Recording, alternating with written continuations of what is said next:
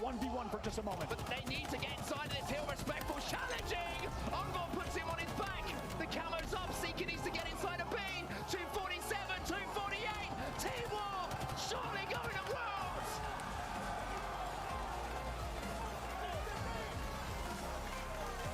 Yeah, 1v1. And it's Foreman who loses out, but it's not for long. A killing frenzy for Trippy. The ball has been reset. 3 members of EUnited are over in position. They scooped up the ball, but it's food and drink for the green wall. And Suspector's in big trouble. 4 dead. 3-1 the series score. And Optic Gaming. Best Slayer teams. You've got to prove it now here. It would be so huge. But unfortunately, Rhino goes down, and it means it's another 4-kill gap, making a 5-kill gap. Formal's on attack. And just like that, no! Formal almost gets himself an overkill. I think that flag didn't recom, and FaZe have an opportunity for a counter cap of their own. In fact, Renegade's already out in the center of the market, trying to sweep out his old teammates. Yeah, this is a big difference. When FaZe is grabbing this flag and running it, look how many kills Renegade's been able to get. He's already killed 3. Bound's the last player alive. Renegade finds a 4th. There's another player his side, Rockets. Renegade's gonna kill 5 players while this flag is being ran. It's a triple kill. Killing spree for Renegade. He's got another one in front of him. This is absolutely absurd what he's doing. 7-1-2 and guarantees his team the lead.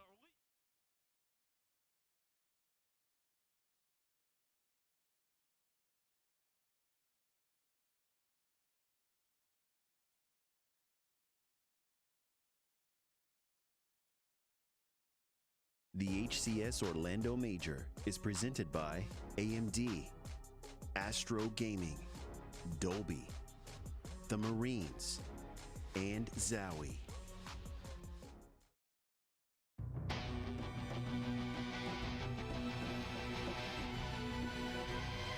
Back, and that's why FaZe do not want to allow Opti to get possession of this. 49, and that's the last one. And the pop off there from Sparty.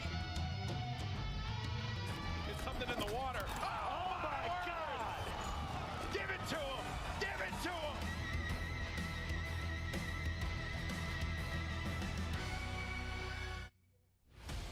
Hello and welcome to the HCS Orlando Major. It is day 3, and folks, you know what that means.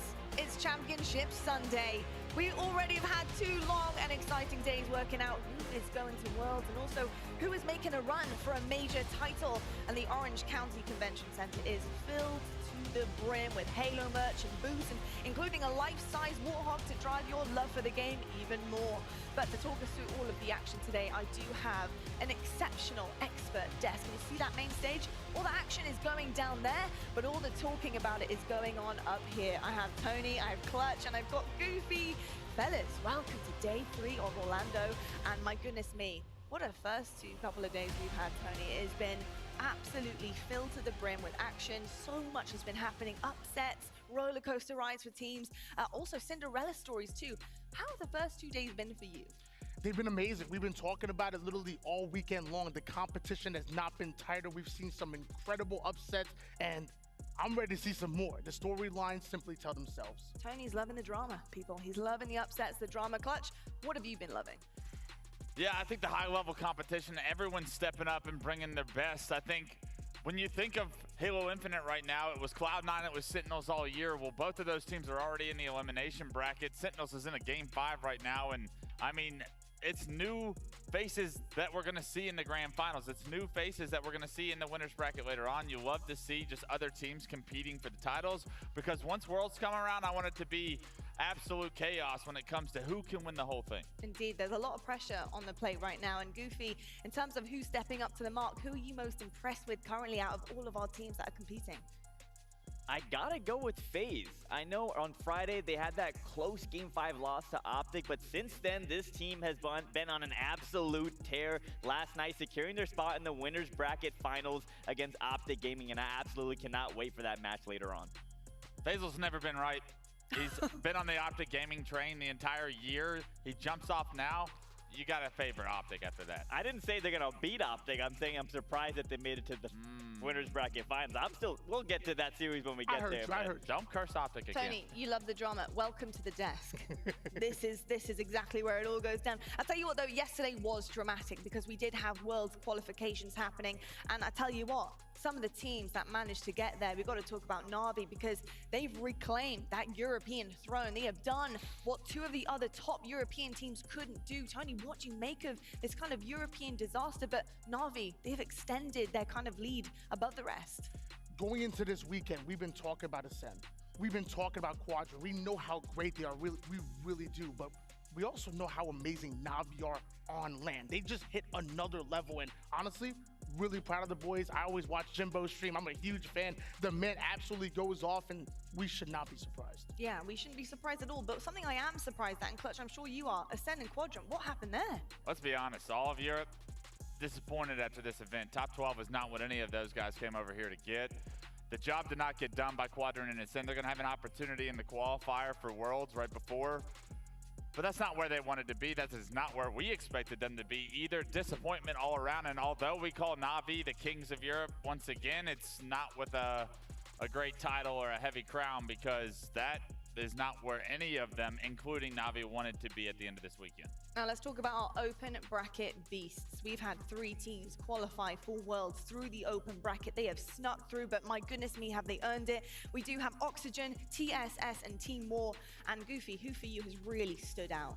For me, it's gotta be Team War, and maybe Lottie, I'm a little bit biased because we saw them on main stage in back-to-back series yesterday, just talking about it, taking down Quadrant, taking down Ascend after taking down, I couldn't believe my eyes, and they were playing absolutely phenomenal. We saw the interviews, Hysteria, Rami kind of taking some shots at the previous teams, previous orgs, but you love to see it. Unfortunately, they ran into a steaming hot G2 and got the sweep. But Team War played absolutely fantastic and earned their spot at the Halo World Championship.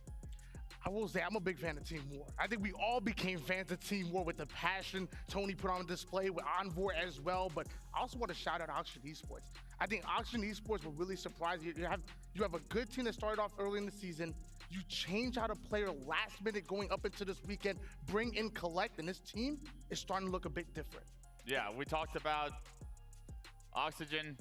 Well, I mean, when you talked about Team War and how great they looked until they ran into G2, well, Oxygen's actually in a Game 5 with G2 right now. If Oxygen win that series, they're by far the favorite for the open bracket team. I mean, that would be a top 6 performance from them. They are the team to watch. The pickup of Collect, like you said, Tony, he's a superstar in the making. Very young in his career, but he's got a lot of skill, and he's given that team every bit of what they needed to get into the top 8, and it looks like they could go further. He really has, and he came into his own yesterday, so I'm excited to see the result of that one for sure. Let's take a look at the prize pool, though, and see what is on the line. Of course, World Championship Sunday, $350,000 is up for grabs, $140K for first place. That is an awful lot of money, and thanks so much to crowdfunding. The Halo community, they really are the beasts here. They've pushed through 100K further. I mean, Tony, that's an awful lot of cash to go up against, isn't it? Yeah, back in the day, I remember World Championships were played for $140,000. Now first place gets it alone. I love where esports has gone as a whole, especially here in Halo. $350,000, I might have to pick up a controller. Well, I'll tell you what, if you're not tuning in for the action, then you got to be tuning in for these, because we do have Twitch drops coming your way. If you have been watching the weekend, just got to watch for 2 hours today, folks. Diamond Weapon Charm available. Gladiator's Edge Sidekick also available, and our Grand Finals drop. Watch for an hour Gladiator's Edge Commando, as well as our co-streamers. If you want to tune in, open the tabs. We've got the Ordnance Disposal, nameplate and emblem. We've got the HCS launch coating as well for you guys, so make sure you are tuning in today. We do have our schedule, though, to find out what is coming your way. We do have all of our action happening. Elimination quarterfinal, Optic versus FaZe, the winners finals happening on that main stage. Elimination final shortly after, and then, of course, the grand finals. Who is going to be that major champion? We don't know, but we will certainly be finding out. You may have noticed, coming up first, though, we have Triggers Down versus Instincts. We do have our Throwback throwdown to get through, and my goodness me, I'm very excited about this, because this day marks the 15th anniversary of Halo 3, and what more could you want? You know, I mean, this is just ridiculous. Triggers Down versus Instinct, these names on our screen. When you look at these OGs, these legends, Tony, what goes through your mind?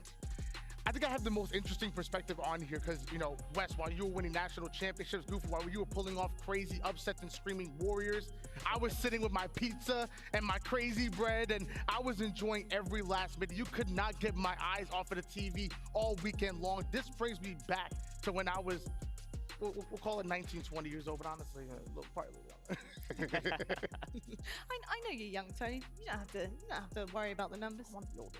Oh, you No, want to be you older. don't. We want some Trust me. maturity, huh? It'll happen Maturity. fast, trust me. Well, I'll tell you what, I'm not going to bring out your age into this, but I've got to say some of the memories that, you know, go through your minds in terms of Halo 3. I mean, Clutch, Halo 3 is your bread and butter. Talk to me about some of the memories you have playing the game.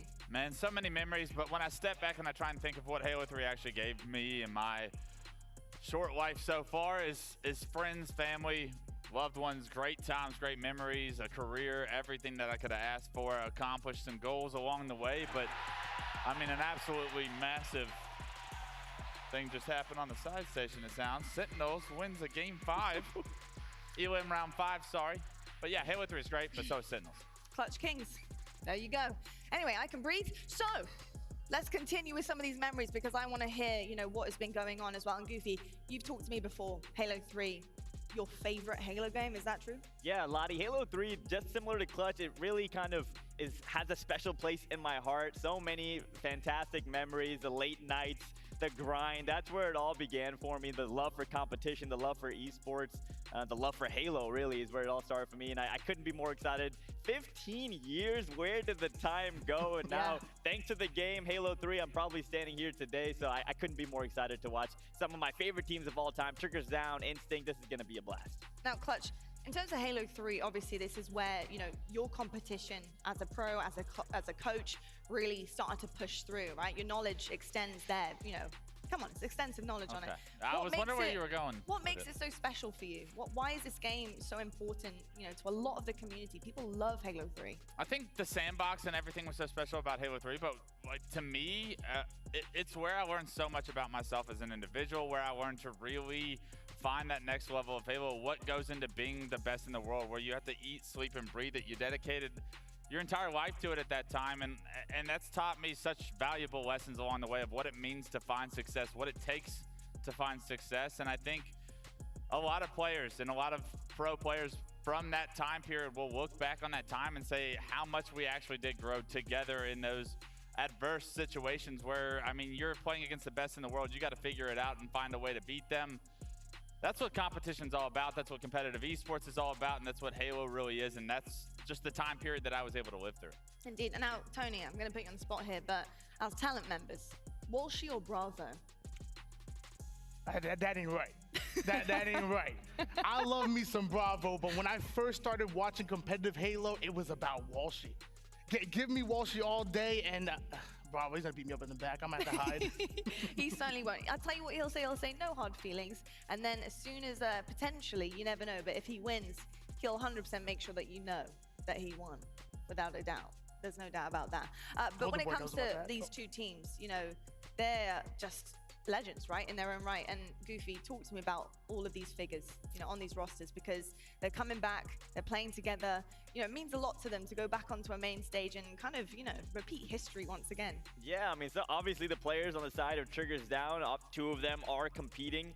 Two of them obviously will be seen at the Halo World Championship. Hysteria, we're talking about Team War, having a fantastic day yesterday. Snipe Down, of course, the newest member of EUnited. So, you know, on the side of Instincts, just having the Elamite Warrior, Lunchbox, it's just legends all spread across that stage today, and I couldn't be more excited to witness some more greatness. All right, and when we get into it here, in terms of the gameplay, we can't reveal too much yet, but Clutch, you know, who are you expecting to be performing? I mean, there's a couple players on that stage that are still in the tournament. I'm going to expect Snipe Down to bully Walsh, and that's going to be the moral of the story. I told Dave backstage, I said, just make sure you get a kill. Just make sure you get a kill. Oh my goodness me, the disrespect. But to be fair, he did say that he hasn't warmed up and that, you know, his thumbs are a little bit rusty, etc., etc. No disrespect, but everybody knows who's still in their prime on that stage and who's still trying to figure out the rest of life after the pro player career. So as fun as it is still heavily one-sided, I would say. I like Triggers Down's roster. In terms of the heavily one-sided, let's talk about some of the accolades that both of these teams have managed to accomplish. I mean, Clutch, talk us through, you know, why these guys are so legendary for maybe new viewers coming in only in Halo Infinite. Yeah, I mean, where do you want me to start? We can start with Dave Walsh, where everyone knows his history, how many career championships he has. I don't think we still have a count of that, but I mean, when you look at EUnited, the most winning player in Halo 3 absolutely belongs up there. Hysteria was an absolute problem for my career in Halo 3. He knocked me out of so many tournaments, I think.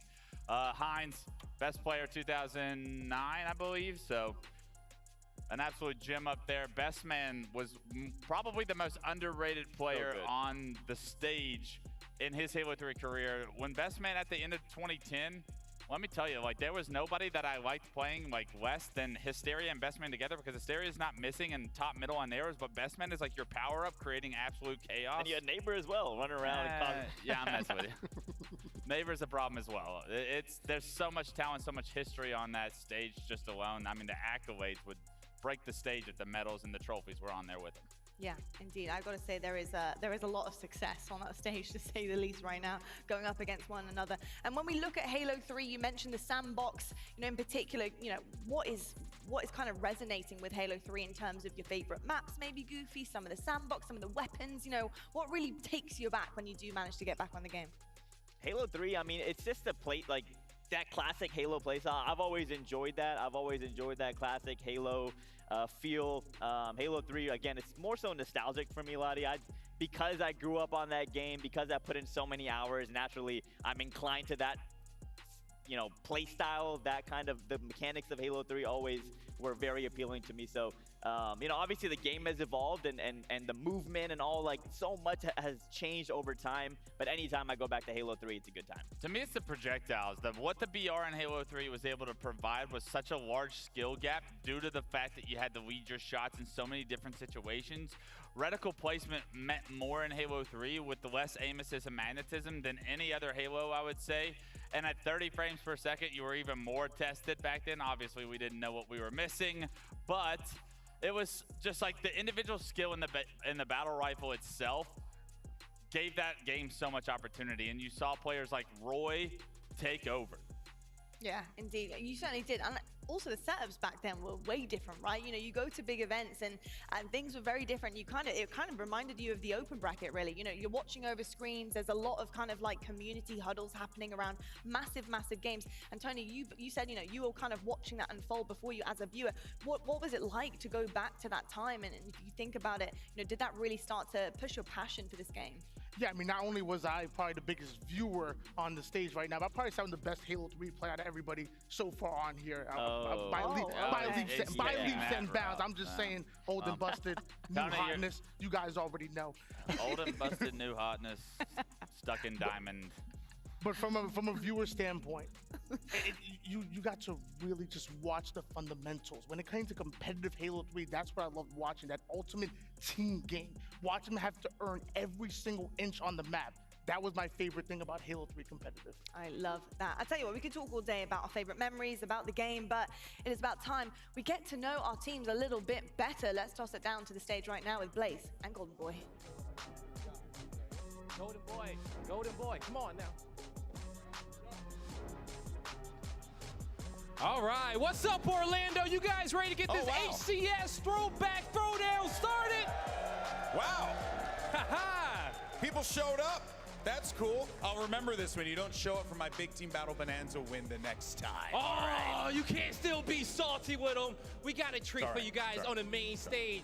As it's lit up in red and green. It's like Christmas here. Yeah. Where we got the Halo 3 anniversary. Yeah, I know, it's nuts.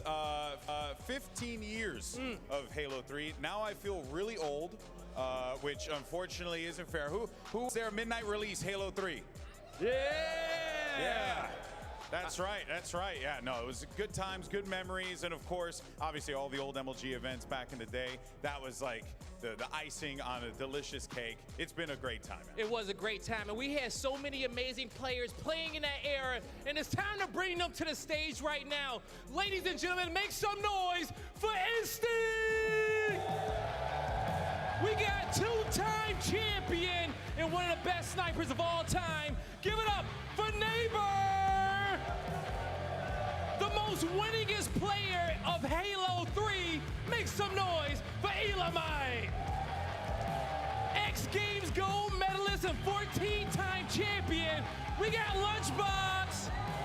And now, 30-time champion, 3-time national champion, Washi. And lastly, 14-time champion, we got Coach Towie in the building. Give it up for Instinct.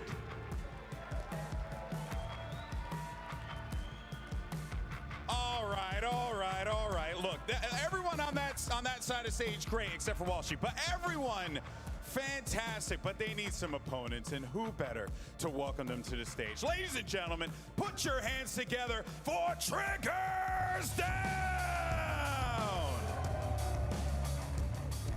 First up, it's the guy who set this whole thing up so he could play on the main stage, Richie Hines. It's the best guy to get the job done. It's Best Man. Somehow, some way, we found him here from his card-selling streams. Hysteria. And last but certainly not least, looking to bring another chip to Orlando. Snipe Down. And last but not least, oh my God, he's turned back time. Coach Bravo with the long hair. What? Orlando, one more Once time. again, give it up for Triggers Down.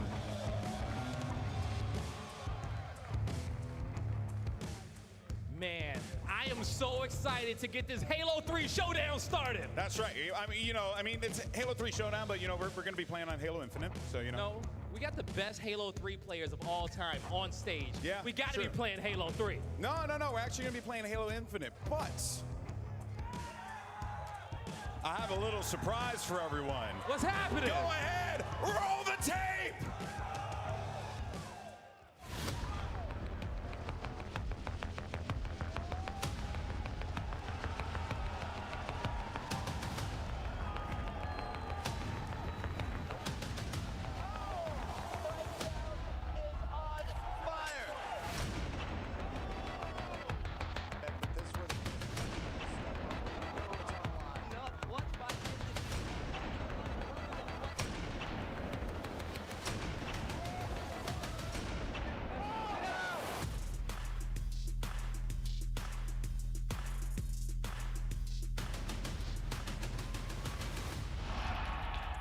I don't know about you guys right now, but I have chills going across my body because I recognize a little flash at the end of that, and that map I recognize for sure. But I am so excited right now to welcome to the desk Forge lead designer Michael Shaw to talk to us about what we just witnessed. Michael, please enlighten everybody. What on earth was that video about? Thanks, Lottie.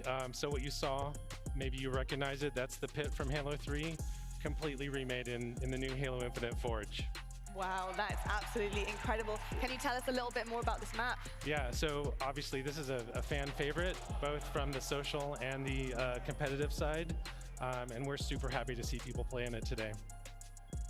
So, Michael, as a longtime fan of Halo 3, my favorite Halo game, really where I came up, I gotta ask, how does this new map compare to the original one? It's pretty faithful. We have scaled the map to accommodate the new Infinite movement and stuff. We've updated the weapon and equipment placement to make sure that it feels like Halo 3, but with the new sandbox. A couple of the ramps have been rotated to accommodate the slides that we have in Infinite. If you remember the fence from the original, the setting for this is actually now a skyscraper, right? So we removed the fence. So now on that side, there's opportunities for repulsor play to send people to their death. So that'll be super fun. When you're playing in Fiesta, maybe there's some fun grapple plays off the side of the map, and also, where the overshield is, maybe some good sniper battles there. And then near the sword room, there's a drop down to go to the overshield, and there's some good place for ambushes there, and maybe a repulsor jumps back up. Love all of it, and I gotta say, I'm sure everyone at home and the crowd can agree with me when I say this is absolutely stunning. The pit is a fan favorite, a competitive favorite from Halo 3, so to see it in that way, is just mind-blowing. I mean, it's gorgeous. The lighting, the colors, the sky. Did you see the sky, folks? Oh my goodness me.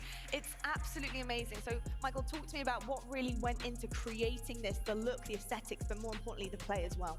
Yeah, so again, everything was done in Forge. It's still work in progress, but you know, we started with a rough block out. We got the weapon placements and the equipment placements in it and just started playtesting it internally, both with the devs and the competitive insights team, right?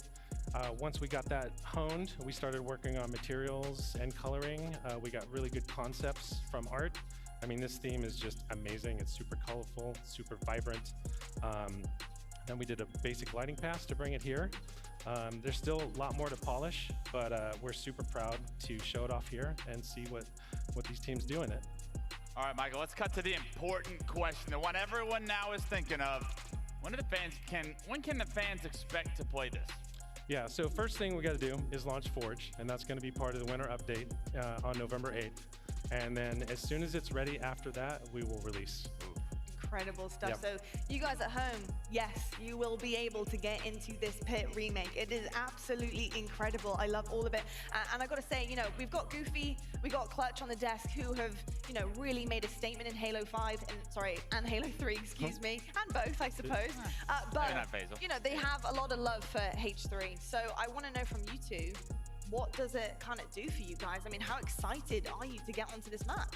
I'm extremely excited, Lottie. Halo 3 and the Pit specifically helped me shape my career. I had a few, you know, a couple snipes. You had one snipe. I had a snipe that you may have heard of it. You may have seen the snipe. It was a good snipe. It was a great time, and the Pit is an iconic map. You can ask any Halo fan, the Pit will be in the conversation. And, you know, I just love everything about it. The dual snipers, the symmetry, the hallways. It's just the classic Halo map. Everything you love about Halo compiled into the Pit, and I cannot be more excited to watch a couple of legendary teams duke it out. Yeah, this one hits close to home for me. I'm so envious of the boys that are on the stage. Fellow competitors of mine, but I mean, everybody on that stage knows I had a second alias that I would grind matchmaking on, and it was a PhD. It was Professor Pit is what I used to call myself, and prided myself on my Pit gameplay. Had a lot of success on the map, and can't wait to see these guys once again showcase the 2S7 duels and everything, the flanks through long haul. I can't wait to see the plays that are just so memorable that I saw them make years ago. Yeah, I mean, it's absolutely incredible. And Michael, you guys must be so proud of this, especially as this is a work in progress. I mean, absolutely insane. And just seeing what Forge can do, I mean, what can, you know, the rest of the public expect from Forge? This is just a little snippet, folks, of what is going to be available and what's to come. Yeah. It's going to be absolutely incredible. I can't wait. I've got to ask you as well, Clutch, Professor Pit, was that what you said? I used to tell everyone I had a PhD on the map. Professor Pit, okay. Professor. Why? Because it was actually Gus Ayami had the first gamer tag of Dr. Construct, and we would always play until like my 7 a.m. chemistry class, like throughout the night. And so I had to make a second tag, and I just made it Professor Pit to play out Dr. Construct. So we were just a couple of PhD players. Shout out Ghost Ayami. Shout out Ghost Ayami. Absolutely, that takes us back as well. Tell you what though, thank you so much, Michael, for joining us and, you know, witnessing this creation here. It's absolutely incredible. So excited to see both of our teams duke it out on this new remake of the Pit. So thanks so much. Tell you what, folks. 15 years to the day it has been for Halo 3. Absolutely incredible stuff. We have the OGs on there. We've got a Pit remake to play. And now it's time to get into the action. We're going to head on over to our casters for the world premiere. We have Gaskin and Onset on the mics. Gents, it's over to you. Thank you, Lottie, and I've got to say, this is an absolute honor and a privilege to be part of this. Dan and I both grew up in the region, you know, in the time when we were watching these guys play, do what they do best, and now we get to relive it a little bit. But instead of watching down, we're part of it. We're here calling the action. Back in the days when Mark had hair, I was about this big. I was still that same height, but it doesn't matter. I'm still here. And what a moment this is with some of these guys getting to play on main stage. I mean, it's just reliving memories for them, right? I think they are going to be so excited. The Pit in Halo Infinite as well. I cannot wait. Personally, I'm so jealous they get to play it. But this is going to be just bringing back all those good times for these guys. I mean, what I'm most excited for, we've got 2 snipers on the map. Finally, in Halo Infinite, we get to see some sniper battles going down, which is what we love to see, right? We love to see those little descope battles. We like to see a nice cross-map headshot, and of course, There's a couple of players on here on our stage right now who know all about those battles. You're looking at B-Man right now, best man. He's just got the battle rifle in his hand, but I'm excited to see maybe some of the creative things we see now on the pit. A few new pieces of equipment been added. You've got a drop ball, you've got a repulsor knocking about as well. And I'm kind of looking over at one certain side of the stage for a man who was always a little bit creative when it came to Halo.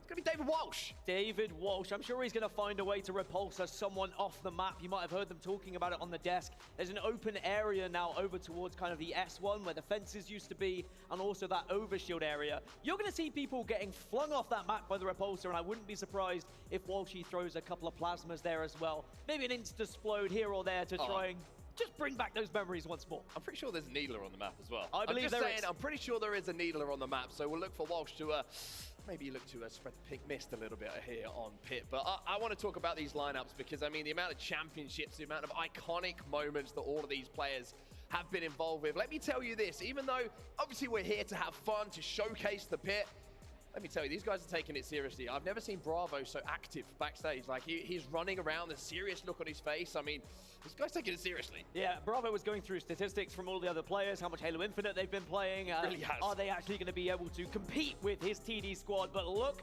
at Instinct, some of the biggest and best names throughout Halo's history. And boy, do they want to make it count. Look at Walshy showing all those teeth. That's not a smile anymore, that's a growl. Walshy's ready to go to war. Is Walshy like squishing a TD jersey or something there? I'm pretty sure he is. That's some classic Walsh. It's not even trash talk anymore. Walsh has kind of transitioned trash talk into still form.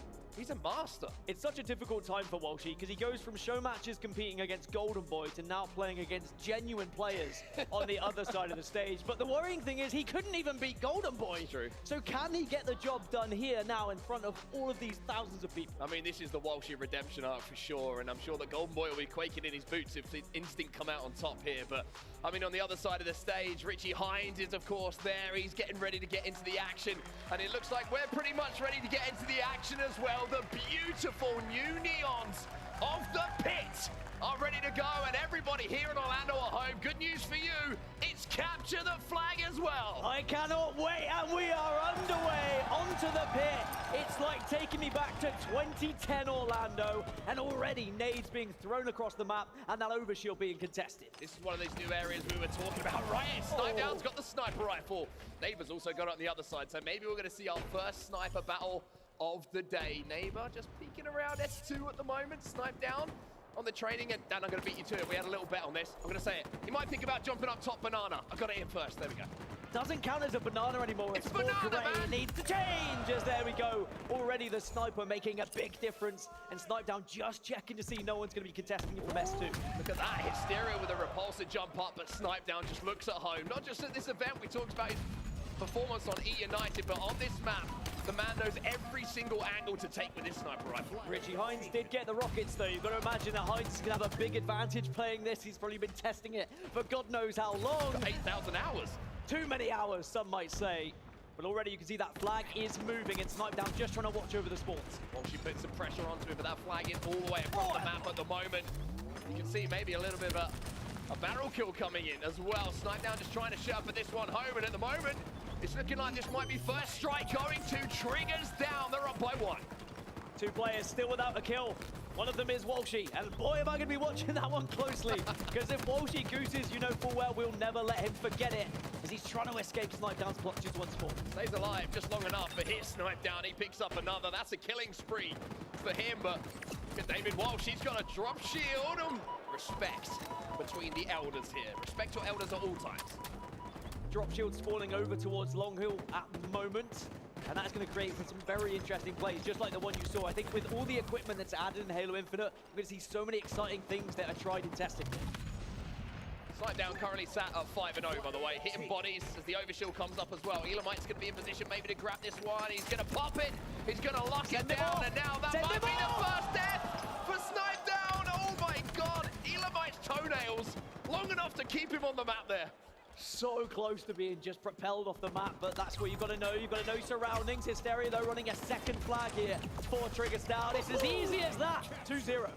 2-0 uses the drop shield, and good news, everybody. Can we get a round of applause here in Orlando? Because Walshy's got a couple of kills at least, and he's got the rockets. That's probably probably the reason why he's got kills. He had to pick up a projectile to do so. But now we're seeing Instinct finally getting a flag on the move. They are going down long haul. They do have the cover at the moment. Surely this should be a cap, but no. There is going to be a lot of challenging happening over here. Lunchbox has got work to do. The pressure's going to come in from training, as we all know, and we've all seen throughout the years. But for now, Lunchbox playing it perfectly, working with EUnited, the objective duo from the 08 to 2010 seasons of the MLG circuit, and now working together once more. But Neighbor's going to be there to slow things down, and B-Man is going to work with a teammate to get that return. Unfortunately for Instinct, that one ain't going home. 2-0 in the moment. The last time these two teams matched up in 2010 Orlando, Instinct 3-0. The maybe Triggers Down are looking for some revenge. And it's with great pleasure that we can go to a Triggers Down listen-in here with Astro. Watch out, Eric. One shot. One shot needles. One shot needles right now. He's challenging you. He's challenging you. They have numbers. All green, all green. Eric, still needles. He went. He's going long hallway now. Long hallway now, Eric. Pushing you. Sniping on bridge. Lunchbox. Sniping on bridge. Shot it. Nice. Green right now. All green. Two shots green. Two shots sniping. Banana sniping. Sorry, it's one person. Overshield now. Overshield now and rocks. You're green sniping two of them. Three green. One's one shot. We can green. One shot green. Can we get Obi? Good shot. We have Obi. Name box last guy. Nice job. I'm under bridge. Wait. You guys are together. We have Obi. You guys are together. Look our train. Look mid bridge up and out. Let's fucking go. Lit up. Flat right now? Their hallway. And their needles one hit Walshy. They're top tower right now. One shot. Top turret. EUnited trolling. He's getting nuked. There we go. Pushing cuts right now. Bravo, chill, man. Like, come on, like, Bravo is screaming at his team, directing traffic, and at the moment it's working. Another flag now moving for Triggers Down. Oh, Bravo's been waiting for this moment for a decade, it would seem, taking everything seriously. Hines gets another kill, and it does seem like Instinct are really struggling with the pressure at the moment. Triggers Down, all the goodies, the rockets, the overshield, everything's perfect for them. And Instinct currently, well, she's dragging them through this at 9 and 8 on the stats. Now comes the flood from Instinct, though. This is looking like Triggers Down gonna have to work very carefully if they want to have an opportunity of moving this flag a little bit longer. It does get returned. Snipe Down has the rockets, but there's the teamwork. EUnited and Walshy will not die. I did see Walshy warming up backstage. I think the only player actually warmed up before this series. He had to just make sure arthritis in the fingers wasn't happening, get that claw ready. And I tell you what, even though he started slow, he seems to be heating up the further we get into this game. First player on Instinct to break the double digits on the kills. Now once again, just rotating back through green box here and trying to help Lunchbox, who has managed to pick up those rockets. 1v1 with Hines. Again, respect shown by Walsh. Now spikes out that mid-bridge. Little battle going on. Banana. Lunchbox going to win that one. I hear the Needler in the background as well. 2 dead here for Triggers Down. Can't tell if it's respect or just fear from Walshy at times. He just seems to be backing out of these fights that maybe enemy too much, but eventually gets shut down. A good passage of play, though, from Instinct in the moment. They just need to get some flags on the go, and maybe Neighbor can lead the charge. Overshield also coming up. Here is Mason Cobb. Hysteria going to be challenging him. And that's going to allow Instinct now to pick up that overshield. Hysteria also picks up another one, but will he be able to escape? He just about manages to put on the sneakers and get around that corner, but she was there to clean things up. There's the end of the overshield, though, because Hines locks down those rockets. Hines has done so well to keep getting these rockets time and time again. Maybe Instinct are going to have to call for some reinforcements. Maybe Lunchbox will be getting on the phone to Roy, and we'll see that duo come back into the equation to try and take down TD at the moment, because they look unstoppable. We've heard from the side of Triggers Down. I think it's only right that we hear what Instinct have to say for themselves. Let's jump into an Astro listening with Instinct. Under bridge, maybe? He's got a drop shield. Yeah, this is weak and middle's in our grid. Is he pushing me? Our cuts are flying. I got one.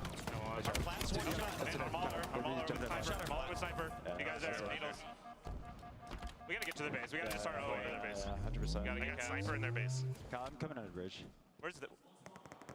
Our plat and our trying to push our flag. Our plat and first. Going there green, I think. Our plat and needle pit. There's 2 or 3 there. Just in case. One shot. Green and Needle pit, Cal. The first. Shoot it. Let's get On a flag. I'm with the guy.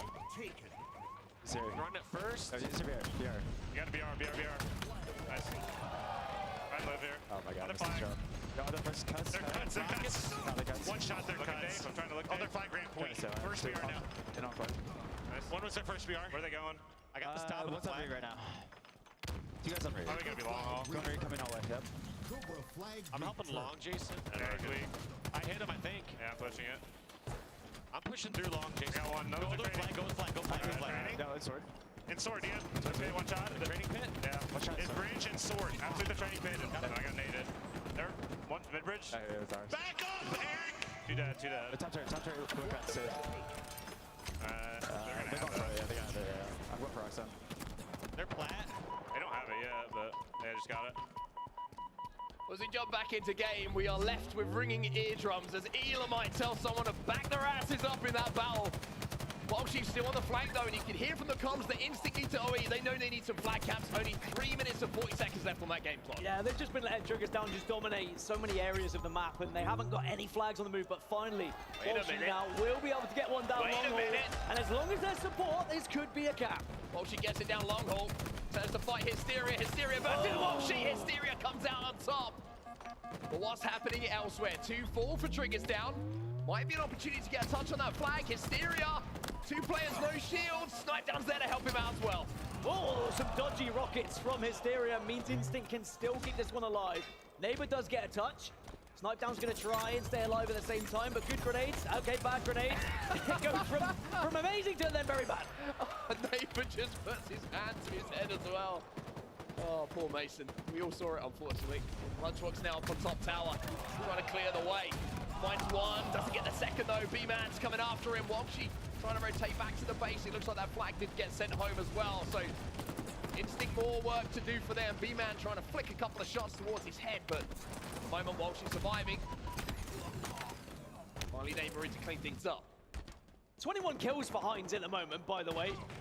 I think it's cheating he was even allowed to be involved. I think he set up this show match, yet he's still playing. GB exposed him. He said it's exactly what happened. Just wanted to be on that main stage once more. And he is going to be running another flag here, but with only 2 minutes left on the clock, Instinct need to get something moving. Triggers Down though, they've got 2 dead. And it looks like Instinct might be going down 3-0 for Richie Hines. Can force this one through the long haul. Nice little back nade, but there is Lunchbox. Crazy to see these 2 teams competing against each other once more here in 2022 as Hysteria puts in the third. And you'd have to imagine that's going to be too big a deficit now for Instinct. So many times you've seen these 2 teams go up against each other as second, third seeds, first, fourth seeds. They constantly clashed back in 2008 to 2010. And the fact we get to witness it once more is just incredible. Well, EUnited's last alive here. He's got a little bit of overshield to work with, but unfortunately for Instinct, 3-0 is the deficit. With just 1 minute and 30 seconds left on the clock. There's Snipedown as well. EUnited eliminated. As Snipedown currently sits at 17 and 13 with 16 assists as well. Gotta say, it feels a little bit unfair. You've got 2 players on Triggers Down who are genuinely competing in this tournament. No one from Instinct. You've got 2 coaches, and you've got the oldest man in the building. You've got Walshy there as well. We've also got Bravo, probably, who's taking this more seriously than his tax returns at the moment. Like, he's living through this moment. Snipedown just putting more damage down at the moment, but 60 seconds left on the clock. This has been so much fun, man. I mean, I saw it on social media, Towie and Bravo going back and forth about West and East Coast matches that they were coaching. Now they get the chance to coach against each other once more, and it looks like Bravo's going to have the last laugh. Certainly is. Walshy versus Snipedown. Snipedown adds another perfect to the collection. It looks like Triggers Down, even with 40 seconds left on this game clock, aren't quite finished yet. They want to get a 4th flag on the board. Yeah, they just want to add insult to injury here. Snipedown's going to escort this one. EUnited's going to do his best to try and stop it. Oh, B-Man! B-Man with the meat wave, not the heat wave, onto the body. Snipedown just locking down the green box as well. This will be 4-0. The only question now is there time for Triggers Down to make it a perfect 5? We want 5. We want 5. Come on, get pushed. Let's get it. Double kill for Snipedown.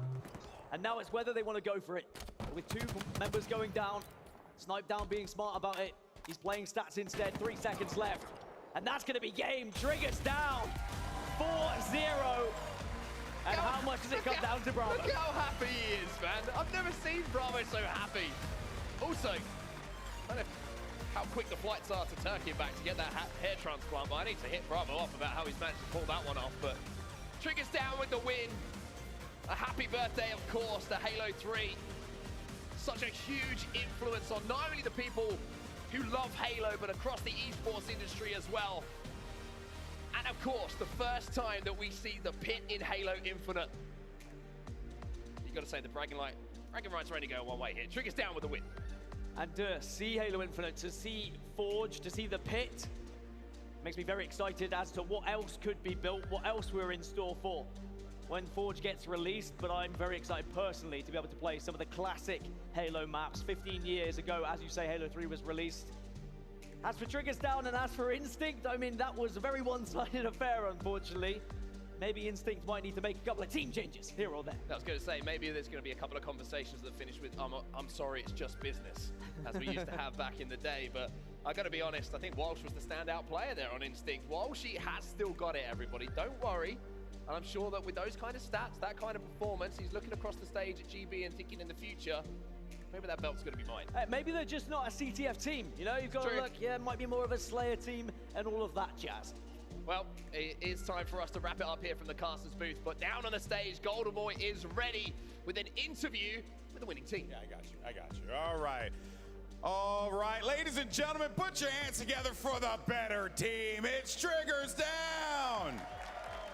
You go ahead and grab some of the boys here.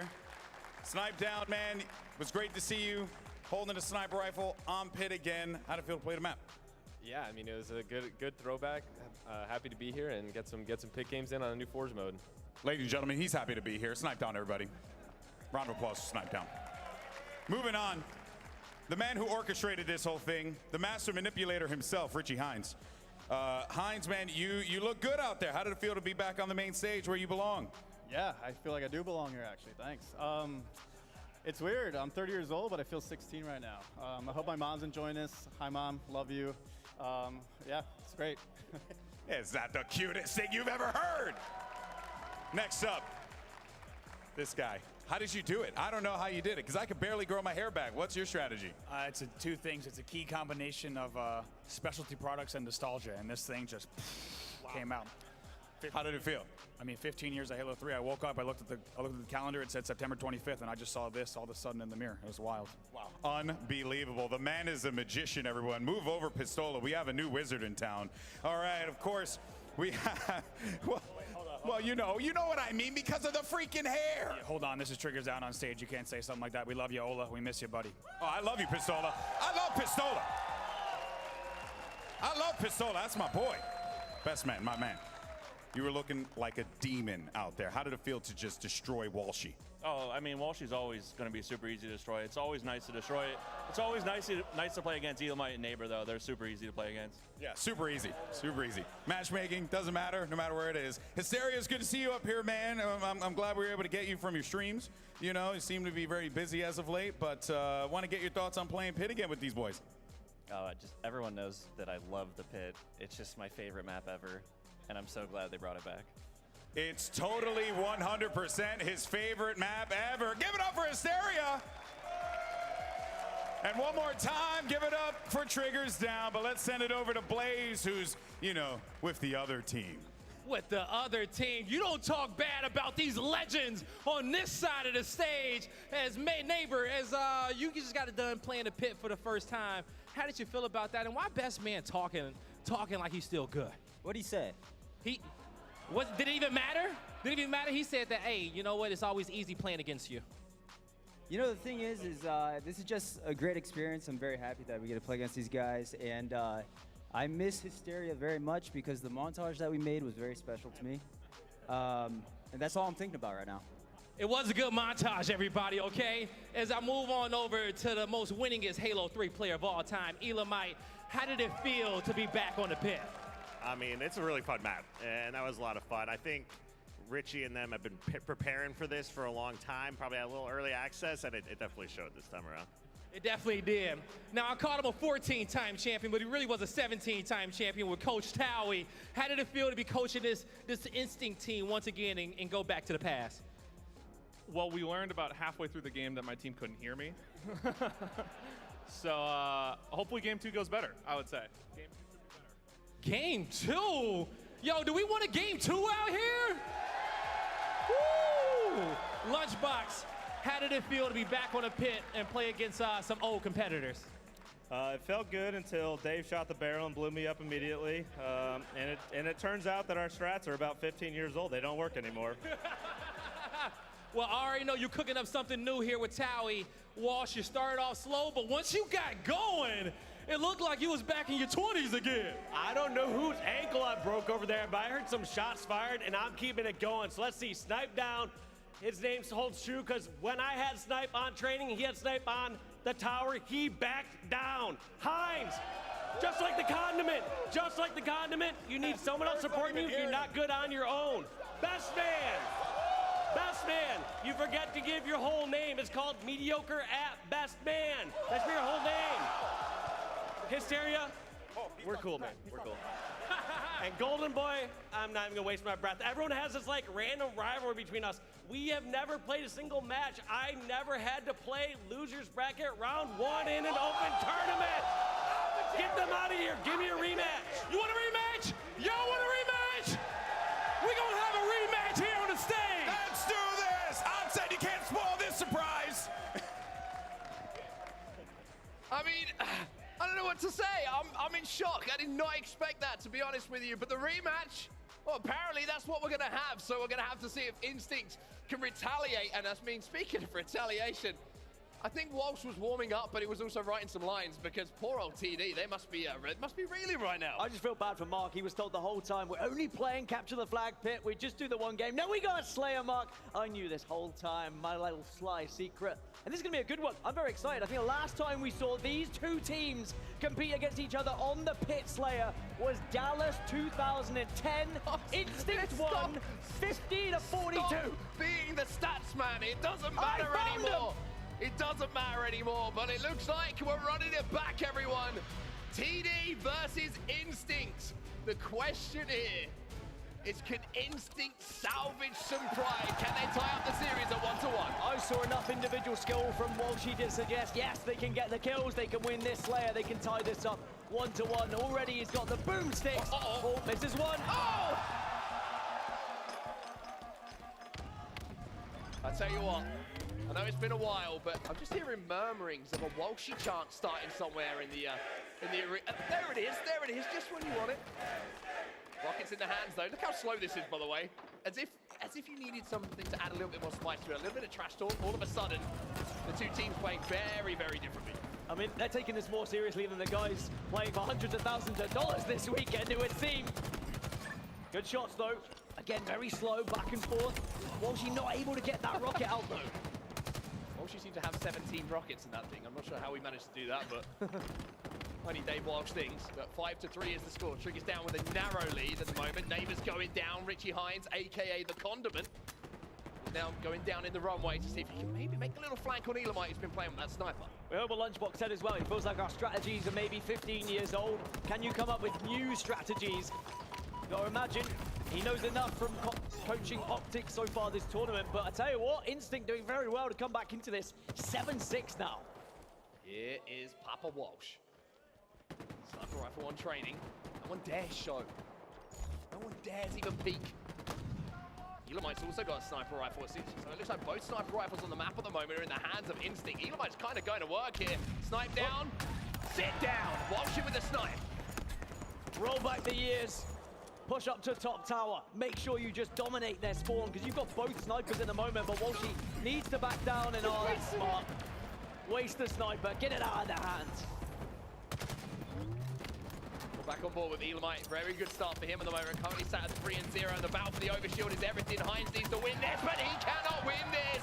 EUnited lets him know, but he doesn't get the pop. He lets him know, but then he goes down. Hysteria will pick it up. He wants more as well. And Lunchbox unfortunately falls. Instinct starting to lose players like flies. I think it'll be the perfect time to jump into an Instinct Astro Limit.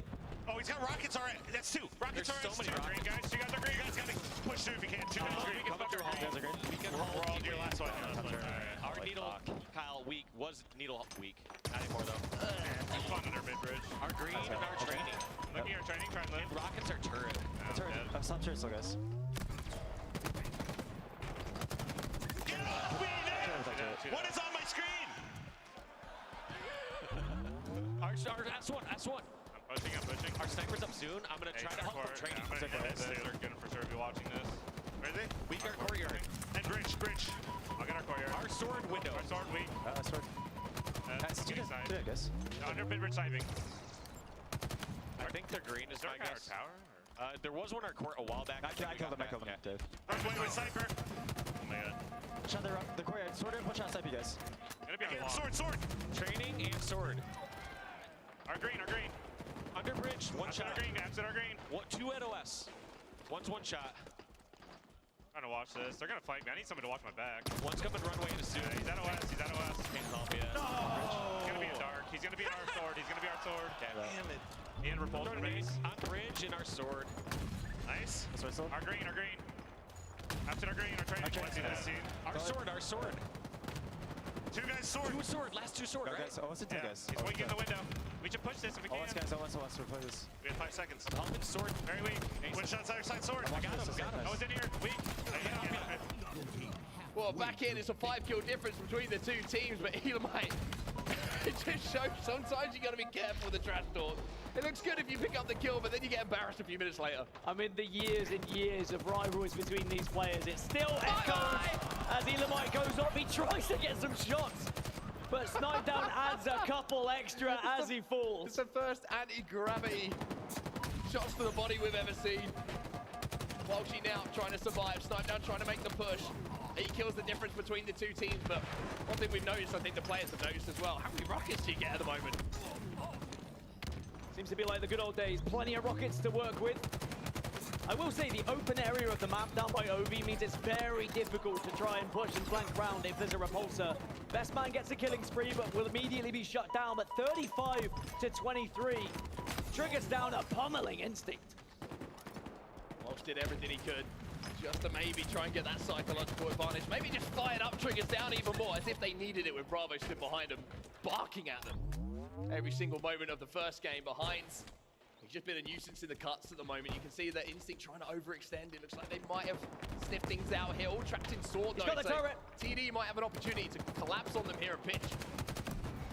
I just heard a turret get ripped off, and the turret starts to pile down. Snipedown says, you know what? This is so easy. Let's make it even more fun. It's turret down. Forget about Snipedown. We got a few moments left in this game. Let's jump into a listening now with triggers down. Our court. I'm flying at him.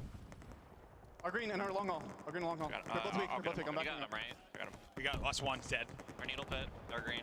One shot our BR pit. Our BR pit. Overshield and rocks in 10. Richie, behind you, Richie. It's a trade. Overshield and rocks in 10. Rona's about to pop off on him. Beacon green. I'm with you. Our flag? Rona's got this wacky turret there. We better be on Eric right now. 3 seconds on OB and rocks. Under bridge. Right, going for OB.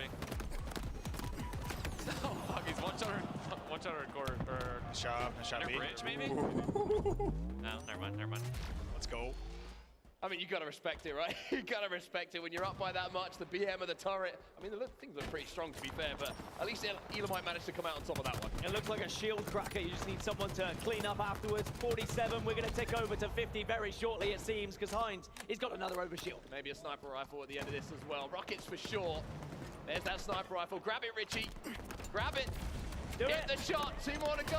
EUnited's pushing in, but he's got the rockets. Richie Hines picks up one for 49. 1 more kill to go here for triggers down to put a punctuation mark on this series. Capture the flag on the pit was theirs. Will the Slayer game type go that way as well?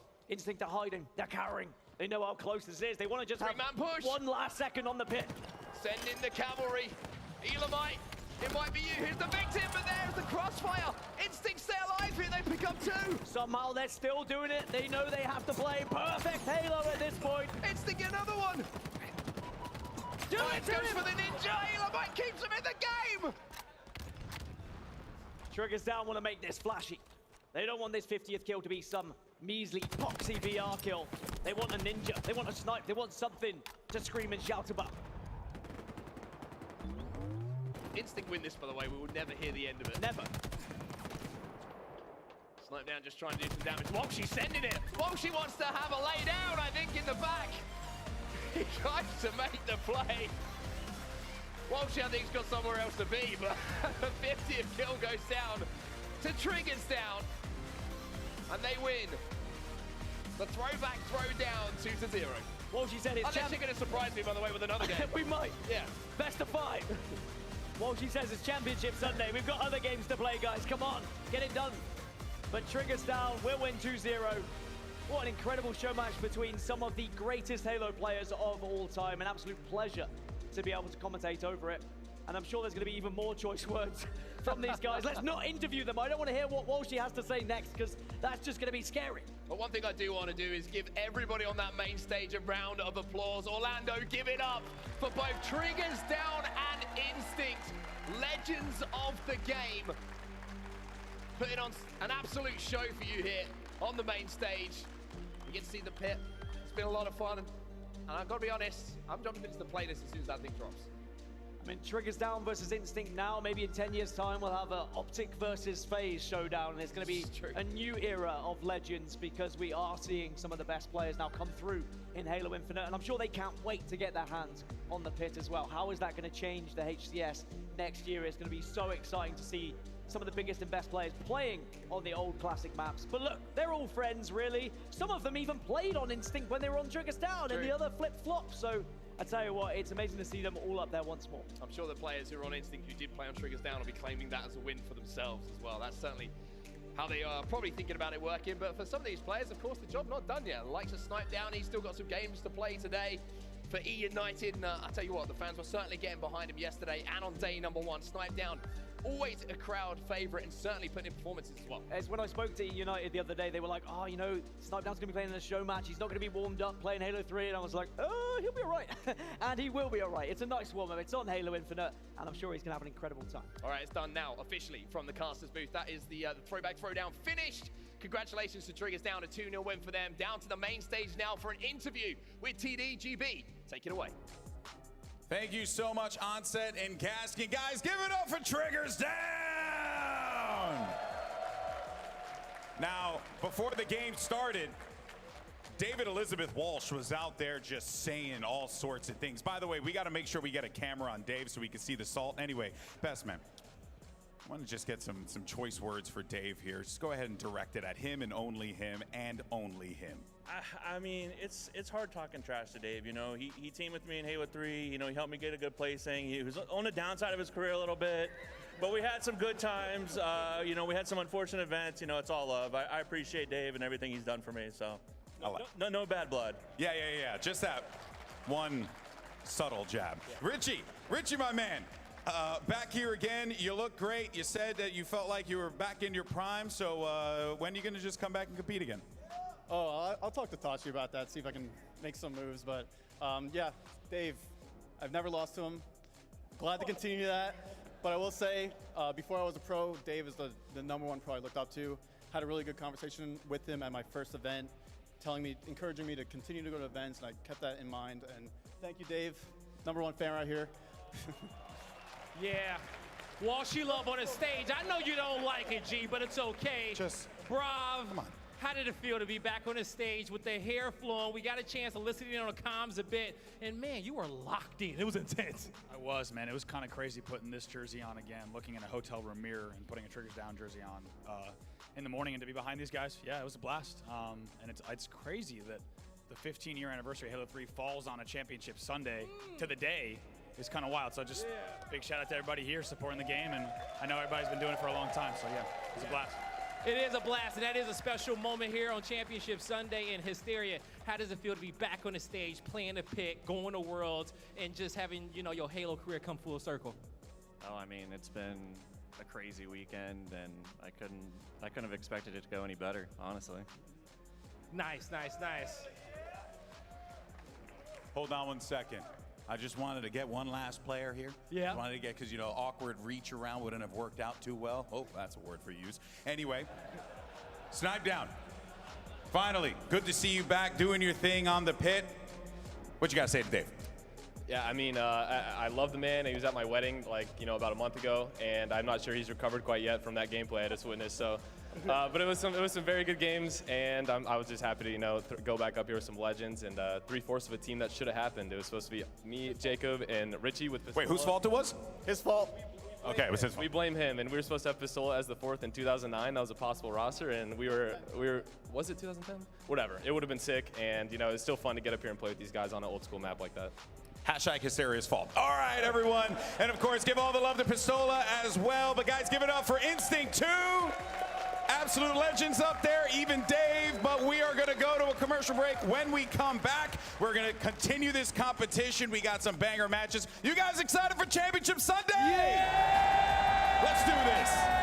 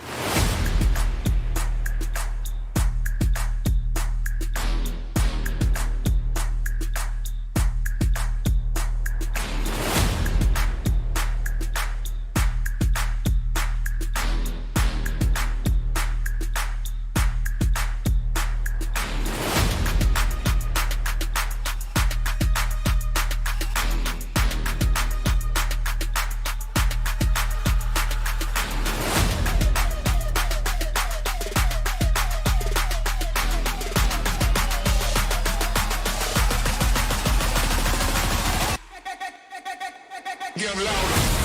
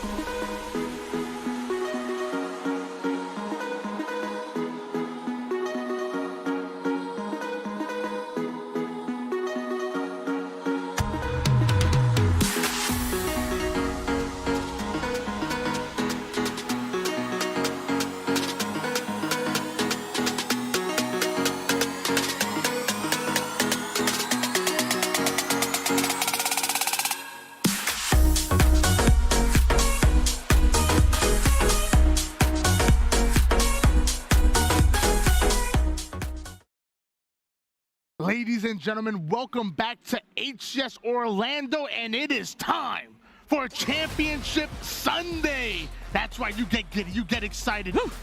This is it. We saw that amazing show match. By the way, that was absolutely insane. I got chills watching Wall Street talk that trash. Now it's time to business. It's time to crown a champion. It is time to crown a champion, but we've got to look at the schedule first today. As you can see right there, Championship Sunday, just like you talked about, we got Cloud9 versus G2 Esports. That's the match we're going to be watching today. And honestly, G2 really impressed me thus far, Tony. They've really impressed me thus far because they can contend for this right here. And that's the $350,000 prize pool. You talked about this before about, you know, former Worlds being played for like $140,000, and that was the full prize pool. Now you're talking about first place getting that much alone. Now we're at $350,000. Look at where all of esports has gone, including Halo. And I love that, right? They're paying out 17th place to 24th. So everyone that comes here, if you're placing within that top 24, you can have a portion of the prize as well. But let's take a little bit of a look at the bracket here and see how things have panned out throughout this entire weekend. Right here, you have the elimination bracket, the lower bracket. Like I said, we're in the elimination quarterfinals. Up at the top there, Cloud9 versus G2. And of course, on the bottom, got EUnited versus Sentinels. But you can't know where you're going till you know where you've been. So, I mean, you see the G2 3-0 Team War. That was huge. G2 then going the distance with Oxygen Esports, who have been incredible all tournament long, but taking them in the Game 5 to earn their right here. Meanwhile, Sentinels having to 3-0 Native Red, G1 3-0 on TSS Sentinels, and G1 go at it. And it was a Game 5, and it was incredible to watch. Now we got the Sentinels going up against EUnited. It's going to be a great matchup, but the matchup we're focused on today is going to be Cloud9 versus G2, and you see right there, game number 1. It's going to be strongholds on recharge. I'm looking for G2 here. They look real strong on this game type, and once again, we talked about Barcode being that X factor on G2, right?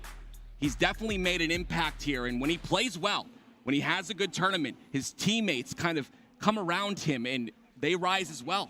All ships rise with the tide, Tony. I'm really excited for this matchup because you just have a tale of two takes. You have Cloud9, back-to-back champions. To start off, they were the most dominant team in the league. Now you got G2. Let's be honest with you, probably one of the more abysmal starts to the season, unlike Cloud9, but now they're the underdogs. Now they're coming, now they're actually contending to make it into the top 4, 1 win. And they go into that top 4, and maybe G2 can go on a run, but good luck. You got to do it against Cloud9. And then we got to talk about this. G2, I talked to Coach Kals. They haven't had a lot of practice. Barcode, obviously, I've talked about this before. He had a little bit of complications with that visa. But they're performing well. None of that matters at this point, right? They've gotten 14 games under their belt. That's the practice they needed. Can they capitalize on that practice here against Cloud9 is the question in this game number 1. Ladies and gentlemen, game number 1, it's gonna be on recharge. Camouflage right in the middle of the map. Shock rifle sits up high. This is gonna be it. Championship Sunday. What a beautiful day to be in this venue in Orlando. The energy is electrifying, and it's beautiful to see everyone so fierce. The competition fierce. On board with Penguin. That very first camo secured right there by Cloud9. Can they take some value out of it, though, is the question. Penguin sneaks away with that camouflage. Now going to try to do his best he can to stay alive, try to get value out of it. It's so important that he stays alive. He gets 1 kill immediately. Stellar now going to try to push up onto the gold side. Cloud9 have a little bit of advantage, having already the double cat that they're looking for. G2, they're the ones already starting a bit on their back foot. They are. And this shock rifle's not going to make things easier for them. Shock rifle staying on the platform for just a little while there, but as we say that, Cloud9, they go 3 down. This is the opportunity now to get those power weapons and also get control of the map. Shock rifle now in the hands of Eco. Line to the first shot, ends up getting the body. Body's another one, but the body shots aren't going to do it. You got to find the head. Eco goes down. G2 have an opportunity with the long gun. I've been watching G2 a little bit in these games on the side stations, and someone who I'm really liking is Sab. And I talk about him because he's starting this game off so well. Unfortunately, 3 go down for G2, but Sab having an incredible weekend thus far. And we got to see him continue on that momentum swing. If G2 want to, upset this Cloud9 roster, these guys are 2-time LAN champions. So far, 10 kills between Sab and Barcode. Your entry frag player is doing exactly what you need him to do. Sab gets himself a beautiful, perfect kill while stealing C. Got a strong side real quick before going down. He steals away to Charlie base. G2 now having the trip cap, and G2 have taken control. And the crazy thing is that strong side gave him that trip cap for about a couple seconds, and the points are doubled. And look at this. This is incredible right now. G2 are holding this trip cap for a very long period of time against one of the best teams in the game. Cloud9 normally the one starting off aggressive with that objective efficiency, but G2 are starting to match it, and I'm starting to get impressed. Penguin going all the way down to the bottom mid side, gonna try to get behind enemy line straight sick, gets into an individual gunfight, but Bound rips him apart, and it looks like G2 starting to fall apart here. Cloud9, they're gonna want to capitalize. Penguin right here with the shock. Barcode was our X factor. He started off real strong, but can he continue? This is the question. 7-3 to start this game, and it's those 1v1s. They're going to change the tide. And Gilkey, the back player, putting down the damage. Penguin now forced to try to back down. Propulses that grenade a little bit forward to Cloud9, but Cloud9 remain unscathed, and Gilkey ends up going down himself. Now the double cap in favor of C9. Can they steal the lead with this? Yeah, Cloud9 have answered, but it's been a little late, right? 94 seconds have been put on the board for G2, and that's a lot of time when you're talking about being against one of the best teams of the game. They're almost about to capitalize on B, but a great reset from Cloud9 and now pushing for that triple cap. They may be late, but there's no time like the present, so Cloud9, now it's up to you. The trip cap comes in quick. Eco, the IGL, and also one of the main slayers of this squad. He has to clear out this gold side, has a bit of help. This should be easy for C9, but the nades come in. Penguin down to one-shot Eco. He has to cover his back. It's actually crazy. This teamwork we're seeing out of Cloud9, we didn't see this in the beginning of the weekend, but they're starting to come into their own. This is a team that was very different on Friday. Look at what they're looking like now on Championship Sunday, a championship team. It all ties together. Eco, so far only one kill. I've been really complimenting him stepping up into a Slayer role. Want to see a little bit more from him as far as on the Slayers department. One person I'm looking at is Stellar, 12-7 right now. One assist to go along with it. Stellar having one heck of a game. Eco opens up with a double kill. Charlie, you were momentary in the hands of G2, not for long. That was a huge double kill by Eco, right? It opens up C, gives them that double cap once again, and they're going to extend this lead. The answer back comes on to A, but Cloud9 are starting to out-rotate G2. G2 have got to be careful not to push into the Penguin. Penguin! Man's icy, he moves slick. Stays alive with the grapple, keeping the shock rifle in hands once again. G2 gonna find himself 3 down. And something tells me Cloud9 isn't done yet. 4 members of G2 spawning on the A side. Can Cloud9 keep them back? The pace of the game has changed. G2 are afraid to go into the pipe side because Penguin, his defensive wall is just so strong. What happened to G2? They started off so well. They had 94 points about, 2 or 3 minutes ago, and they had the lead on Cloud9. Cloud9 has stolen all of that momentum. Tim, what happened? It's all about the pushes, right? Cloud9 are on that cross shot. G2 are trying to make pushes through Turbine, but Cloud9 have got the defensive wall that I was talking about, and they're winning their individual pips. But 4 dead for Cloud9, G2 have a chance to answer back. Straight Sick also struggling in the Slave department, 2-10 at the moment. If he starts to heat up, Cloud9 may be in trouble. They're able to put them 3 down even without the Slaves coming from Straight Sick, but Gilkey does have height onto the gold side of the map. We do see back-to-back kills go in favor of G2, so now Cloud9 are coming off the spawn. Cloud9 have to create the break, but that's what they do best. Again, the break comes out. G2 are 3 dead. You gotta look at the performance of Straight Sick. They're 2-11. Straight Sick, one of those players, one of the best team players in the game. He's got to step up his Slay game if they want to come back here. A double cap for Cloud9, and that lead is getting a little bit scary. We saw G2.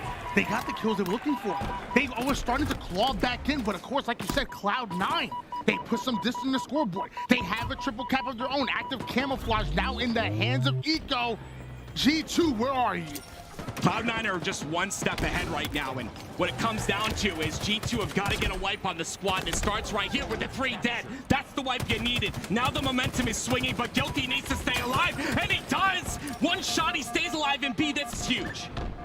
B and A going in favor of G2. Cloud9 have an individual battle, but Barco, he wins those. Welcome to NA, baby. Even going at one of the best in the business. Love that G2 able to create that opening. Cloud9 have to reset. Barco's starting to heat up. 11-9 to start this game, but G2 trapped at A. Look at Eco on the prowl. If he can take out Gilkey here, this is the 8 cap that Cloud9 need, and they're going for B as well. This might be another triple cap, Tony. You always talk about how important this top glass side is. Penguin, not only manning it by himself, but has a shock rifle, gets into a bit of a battle, a missed melee, a little bit of a whiff there. Penguin gonna go down, and G2 once again gain control, but the trip cap is here, and so is Cloud9. The trip cap's in effect. They're gonna try and get B here, but look at that, 234 and counting. Cloud9 are looking to end this game. 3 down though for them, so it's up to Penguin to stay alive as long as possible here on B. They dedicate all their resource to the trip cap, end up going 3 down, but it's enough points being accumulated here. G2, they need to get into a base. They've gotta go. Just 2 seconds. They can't stop the timer. Cloud9 take game number 1. Cloud9 just 1 step ahead of G2 that entire game, and that's really what kind of set the pace here. G2 started so very strong, but it wasn't enough. They've got to close strong as well, and they weren't able to do so. Let me tell you, man, I'm looking good. You're looking good. Woo. Cloud9, they're looking good too.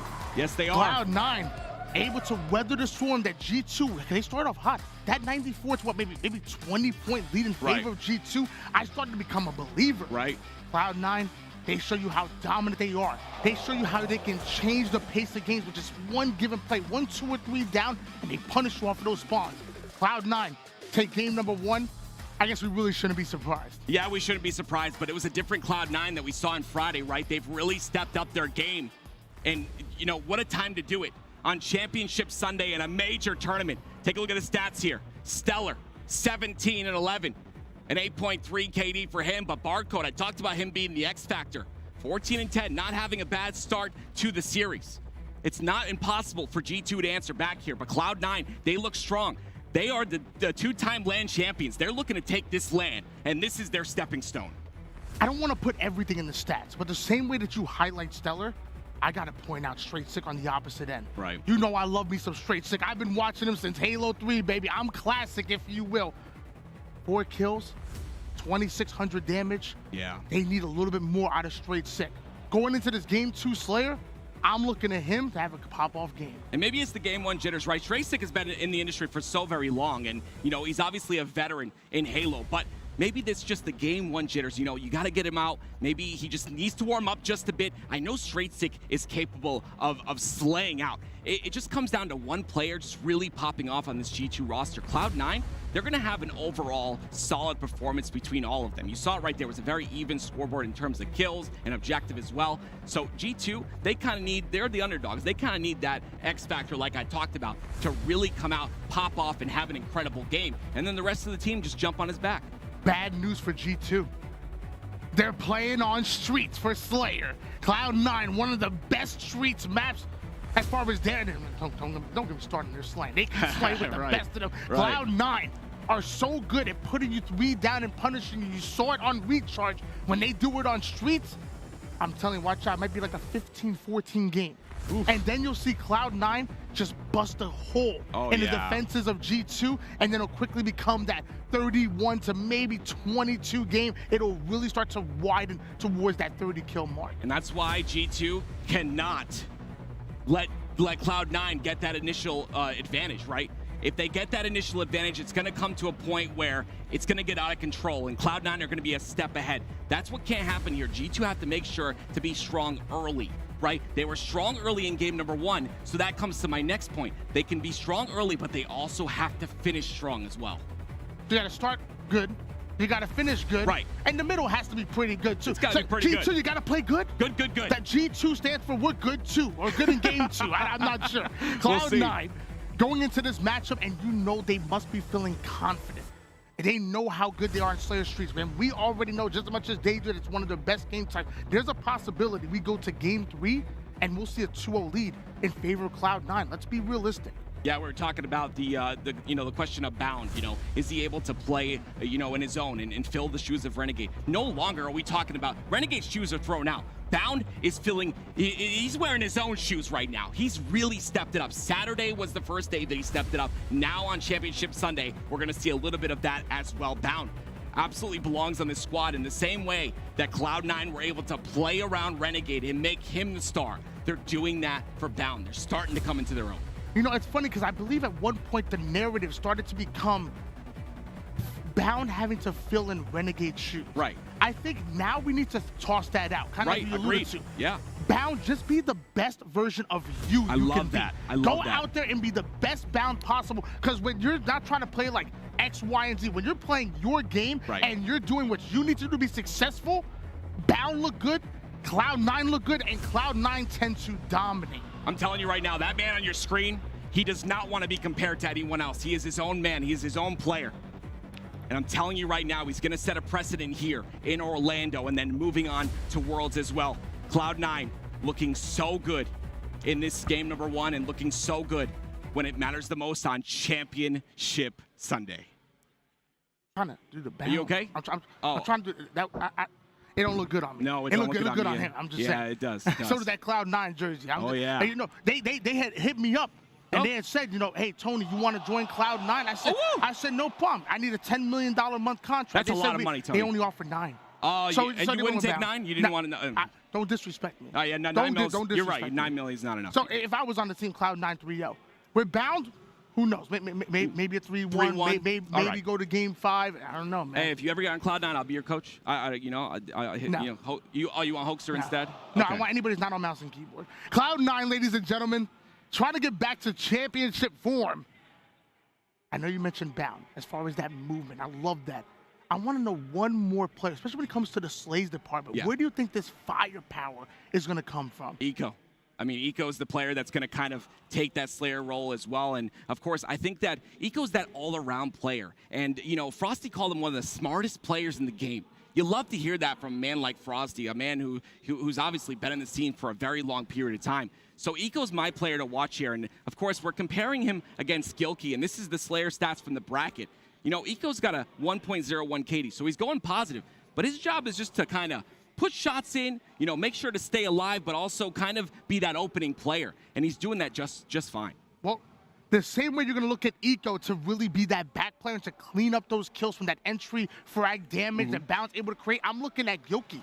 Same thing. Right. I know that Sab's going to get in there. I know that Sab and Barco's going to get in there and put 3 people one shot, 2 people one shot, but when they go down, who's there to pick up the pieces? Right. I'm looking at Gilkey. Come in, snipe, bang, bang, bang.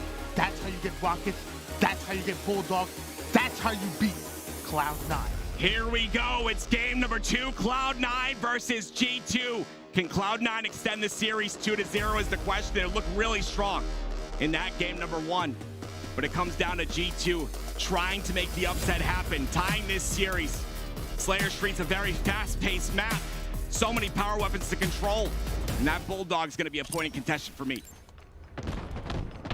Rockets, Bulldog, little bit of equipment to work with as well. That's what everybody's going to be fighting for here on the map. Cloud9, they're always known for getting aggressive. They're known for overwhelming some of these power positions and stealing away every bit of resource on the map. But luckily, G2 and Gilkey had a favorable spawn towards the Stalker rifle. Now, unfortunately, though, Straight Sick is going to go down. So those Rockets are at the bottom of these stairs. What Cloud9 are trying to do now, get a couple more Slays, control those Rockets, and they'll have an even better score line. It looks like it's tied up right now.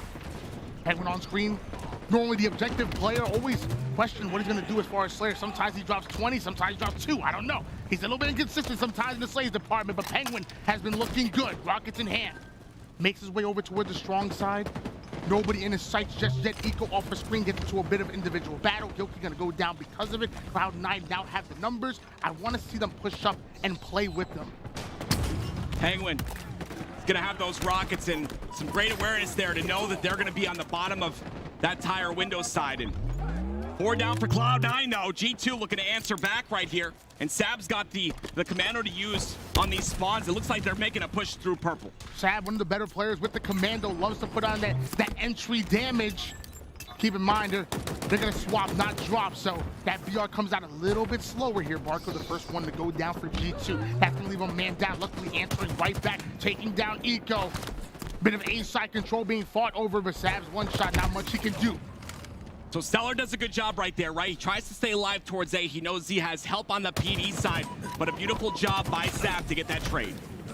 Pretty sick, putting his first kill on the board. Penguin now trying to man the purple streets here. Eco and Penguin, they're gonna work a little bit of a 1-2 combo, but Gilkey, it's up to him to block off that line of sight here. Both of these teams really respect each other, really slowing the game down until that initial kill comes in, until that damage in, and they capitalize on it. Rockets have now been stolen away from Sab. Gets himself 1-2 down, go Cloud9. G2 starting to get on a roll. And this is where people pay attention to the stats too much, right? Barcode in that last play, he did go down, but he took the attention of 3 Cloud9 members, which basically allowed G2 to get control of those Rockets. That was a big play by Barcode. Big plays be made across the board, including by Barcode. I want to see more by Sab. 11 kills between the 2 assists to go along with it. Sab starting to slow the game down, but you know, he wants to get value out of the Rockets. He wants to fly at them. Love that G2 are able to slow it down. Even the likes of Sab, who's naturally that aggressive player. G2 definitely that setup team, and they set up a rocket right under Penguin. The push comes out, but this is great. Some great defense by G2. Cloud9 push in, and Eco's the last player alive. Once again, those Rockets play a pivotal factor in the game. The sandbox, the most important thing to control. It's talked about a lot, but you have to understand, in a game like Halo Infinite, the sandbox is everything. Sab pushing up towards Purple Street. He wants to steal those resources as well. With the Bulldog coming up, I love that G2 have advantages over towards that street side. That Bulldog perfectly up. Sab, you got to get a hold of it. You have the thrust. I think get maximum value. I'm not sure if he saw the Bulldog. He might not have, but Barcode was there to potentially grab it for himself, unfortunately. Unfortunately, it's going to be Barcode who goes down initially. Some trades come out, but the Bulldog in the hands of Sab. This is such an interesting spot right here. We don't talk about that enough. That bench, you can stay alive so very long and really delay for your team, which is a big, big play. Rockets coming up. G2, they want to stay alive. They want to keep this anchor position from Barcode. Lines of sights on everyone from Cloud9, trying to make those sneaky angles towards there. You already see one. Forced to back down over toward the B Street. Off the screen, Penguin does find a kill with that Bulldog. Bound is going to follow it up. Barcode comes right in, but ends up going down. Cloud9 should have been able to grab a hold of the Rockets. Halfway to victory. They've traded power weapons thus far, the Rockets. I believe in the hands of Cloud9, and they're going to utilize those, but G2 really keeping this close right here. You see right there, a member of G2 is going to pick up the Rockets, so once again, G2 have control of the power weapons, and they've also got control of this lead. Joker taking a bit more damage, though. You have the Rockets, but now it's about what do you do with them, Tim? Joker wants to get aggressive, fires up the first one. Penguin ends up going down. There's one more player to deal with towards the mid. He's going to take him down as well. That's a double kill. Cloud9, 3 down. G2 take control. I really want to pay attention to Straight Sick, right? He had a hard game, number one, I would say, but he's starting to heat up here. And look, the team's rallying behind him. 7-4 already. Let's see what Straight Sick's able to do. He started off 0-3. That's to crazy. be able to bring it right back, 7-4, 4 assists to go along Strong with it. mental. That's respectable right there. Cloud9, they better be careful. G2 are looking to tie up the series, and wouldn't that be incredible? Ooh. Wouldn't that be an upset if somehow G2 were able to take down the back-to-back champion, Cloud9? It would be an incredible upset, Tony. Obviously, G2, they've gotten so good throughout this tournament. They started off, you know, really weak, but they've started to hit their stride just a little bit. G2 trying to ride the momentum, but it's not done yet. Cloud9, you know they are never completely out of it. It's a 33-31 lead, still moments to go for Cloud9 to try to push up. Stellar now wants to get a hold of the B side. Shotgun in hands, but Sab and Straight Sick getting back-to-back kills. That'll slow down Cloud9 just a bit. In 7 more seconds, Rockets are up, and Cloud9, they aren't in position just yet.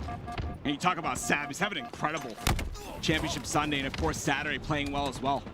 But again, look at this. G2, once again with the power weapons, and Barcode is going to pick up that drop wall as well. Watch how he's able to use this effectively to get that very first pick. You often talk about timing, and Cloud9 going down at the worst time. Barcode steals away a free rocket. Use it right on the head of Cloud9, using them as target practice. This point is once again G2. They speed up to get the power weapons. They slow it down. They are daring Cloud9 to try to take real estate on the map. I really love that. It's a great way to describe it, Tony. The real estate. Every step that you take, if you take one misstep, Cloud9 will punish you. But G2 just kind of playing on this side. They know they have the strength. They know that Cloud9 needs to come to them. With them being up 4 kills, they're going to try and bait a kill with these Rockets. And that's exactly what Barcode is doing. He's playing patient right now. 10-9 so far, 3 assists to go along with it. A lot of players want to get overly aggressive with the Rockets. He's saying, no problem. We know that Cloud9 have to force the action.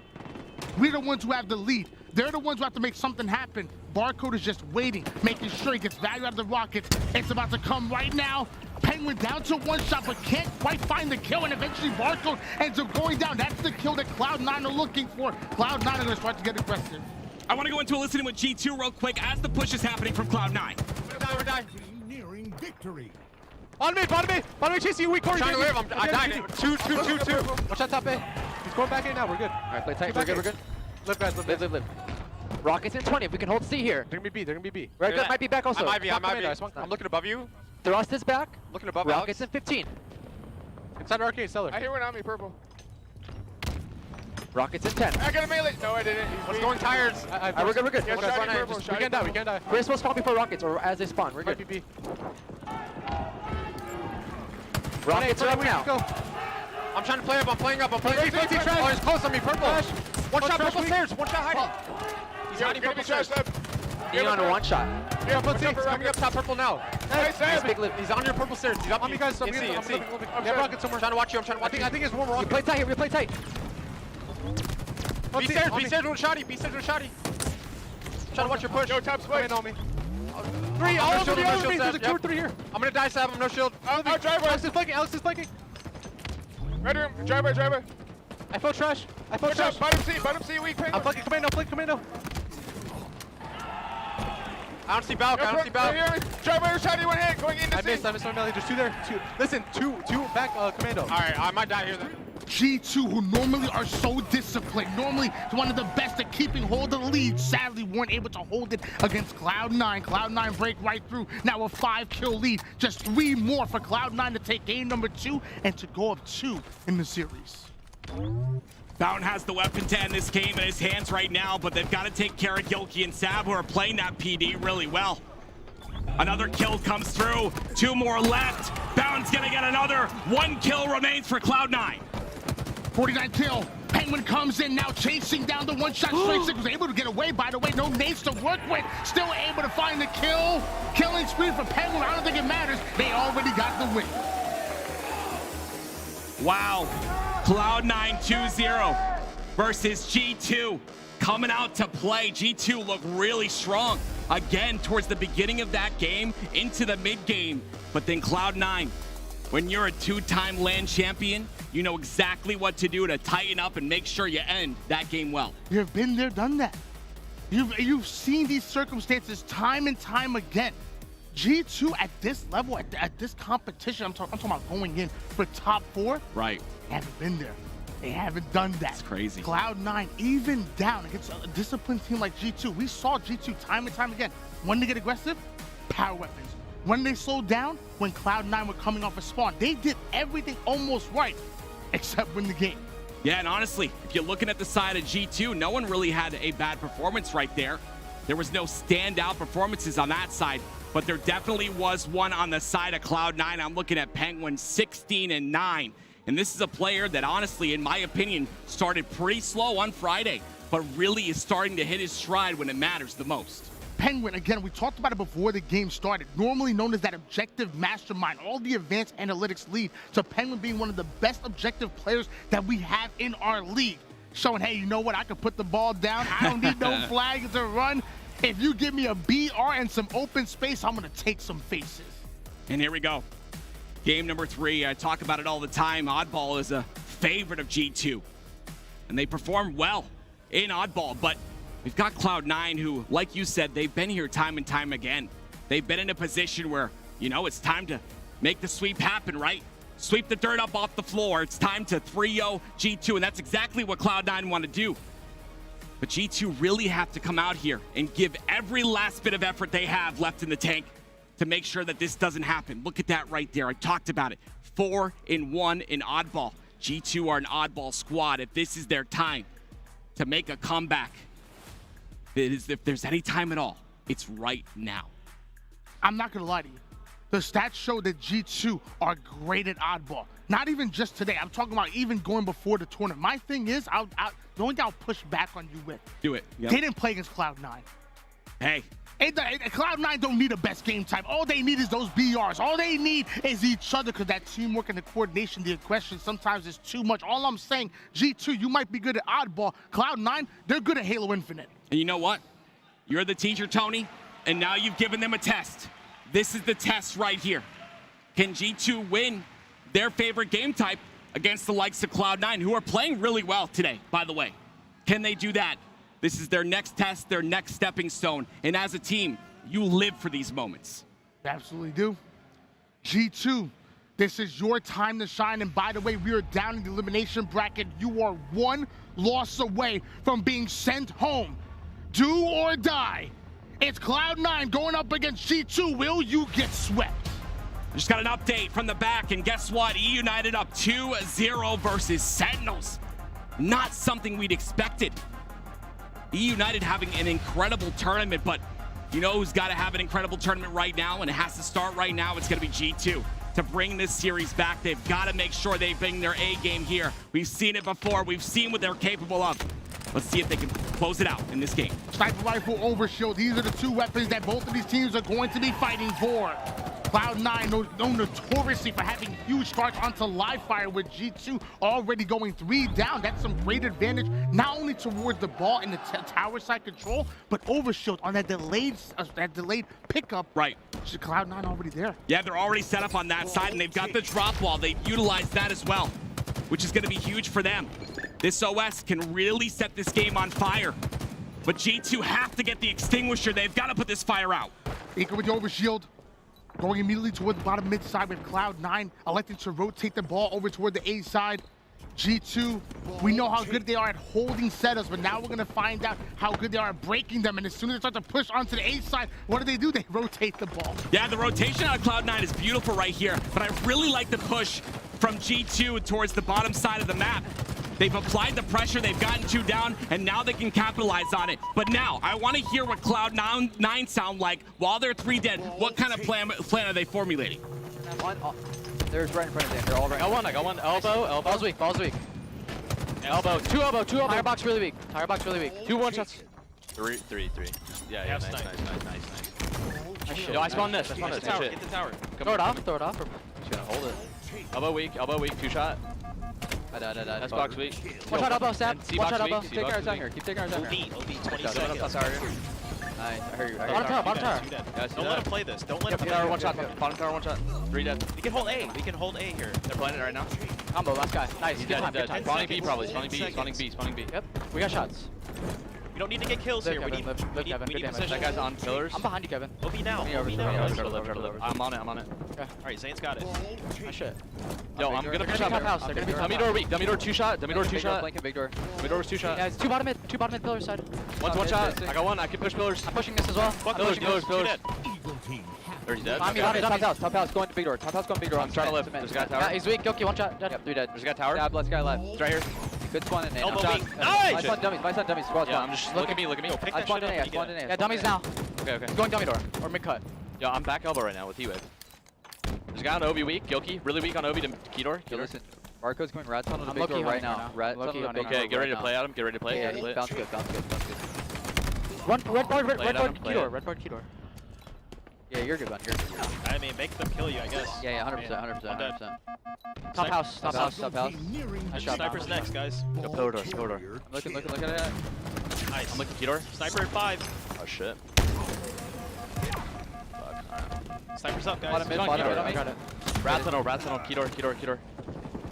That had to be the most energy and the most passion that I have ever heard from Cloud9. Normally, their comms are really quiet. It's really stagnant, but it's also never cluttered. This time, still not cluttered, still clean, but they showed a little bit of energy.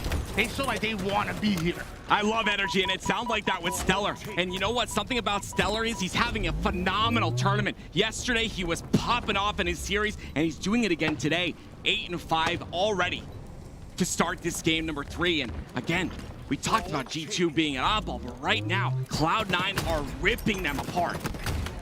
Now the question is, can G2 weather the storm that Cloud9 have created here in Orlando, Florida? They see the big lead, 81-24. One mistake, and G2 will go down in this round and potentially the series. Yeah, going down in a round is huge. You don't want to lose that very first round because it obviously puts pressure on you, especially when you're down 2-0 in the series. Getting this first round for G2 would be golden for them.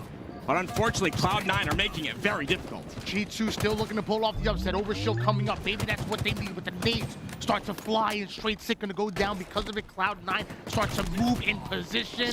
Multiple members of C9 are by the overshield. They're also pretty close to the ball. G2, they gotta get them out. They gotta push them. Again, control of the sandbox is the name of the game. Penguins popping off with the heat wave, really causing that pressure. And all the while, guess who's on C with the ball? It's bound with a beautiful rotation. You talked about earlier Penguin not really having the best start to the tournament, but so far in this series, I think otherwise.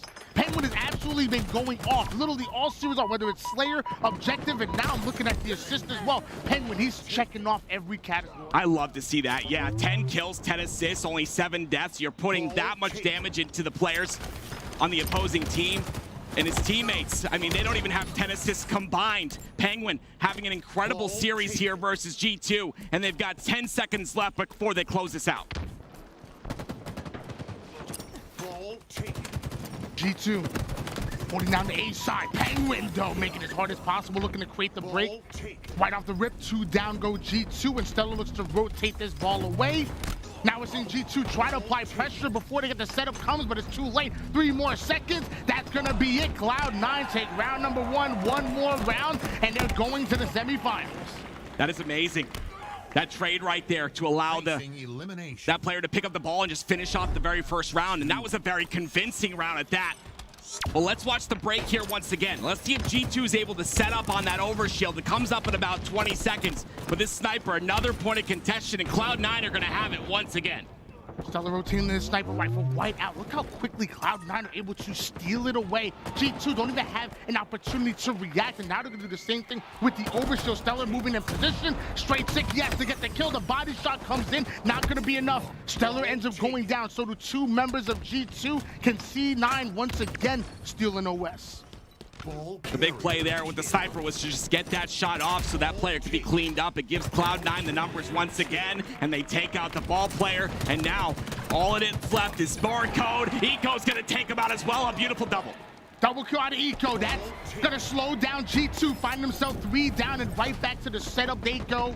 I've seen Bound across that, trying to make waves over toward the mid side, able to get a big kill. Once again, G2, they're trying to aggress forward. They're trying to get the ball out of Cloud9's hands, but every single line of sight is blocked off. Cloud9 are watching every angle on the map. And what I love is they're not only watching every angle, but they're sending Bound behind the entire team of G2, and now G2 are 3 dead. This is just perfect play out of Cloud9 right now. G2 have nowhere to go, and it's just beautiful and perfect Halo. And perfect Halo might be what we're seeing right now. I mean, it's 37-0 at the moment. G2 haven't been able to muster up a single point, but they continue to muster up some deaths, drop after drop. Bodies are falling left and right. Cloud9 are sending G2 to the clouds. 15 assists on the side of Penguin is what really equals this success here out of Cloud9. 60 seconds to 0. Cloud9 really making an impact here, but finally G2 get 3 dead. With that OS coming up, this could be a swing.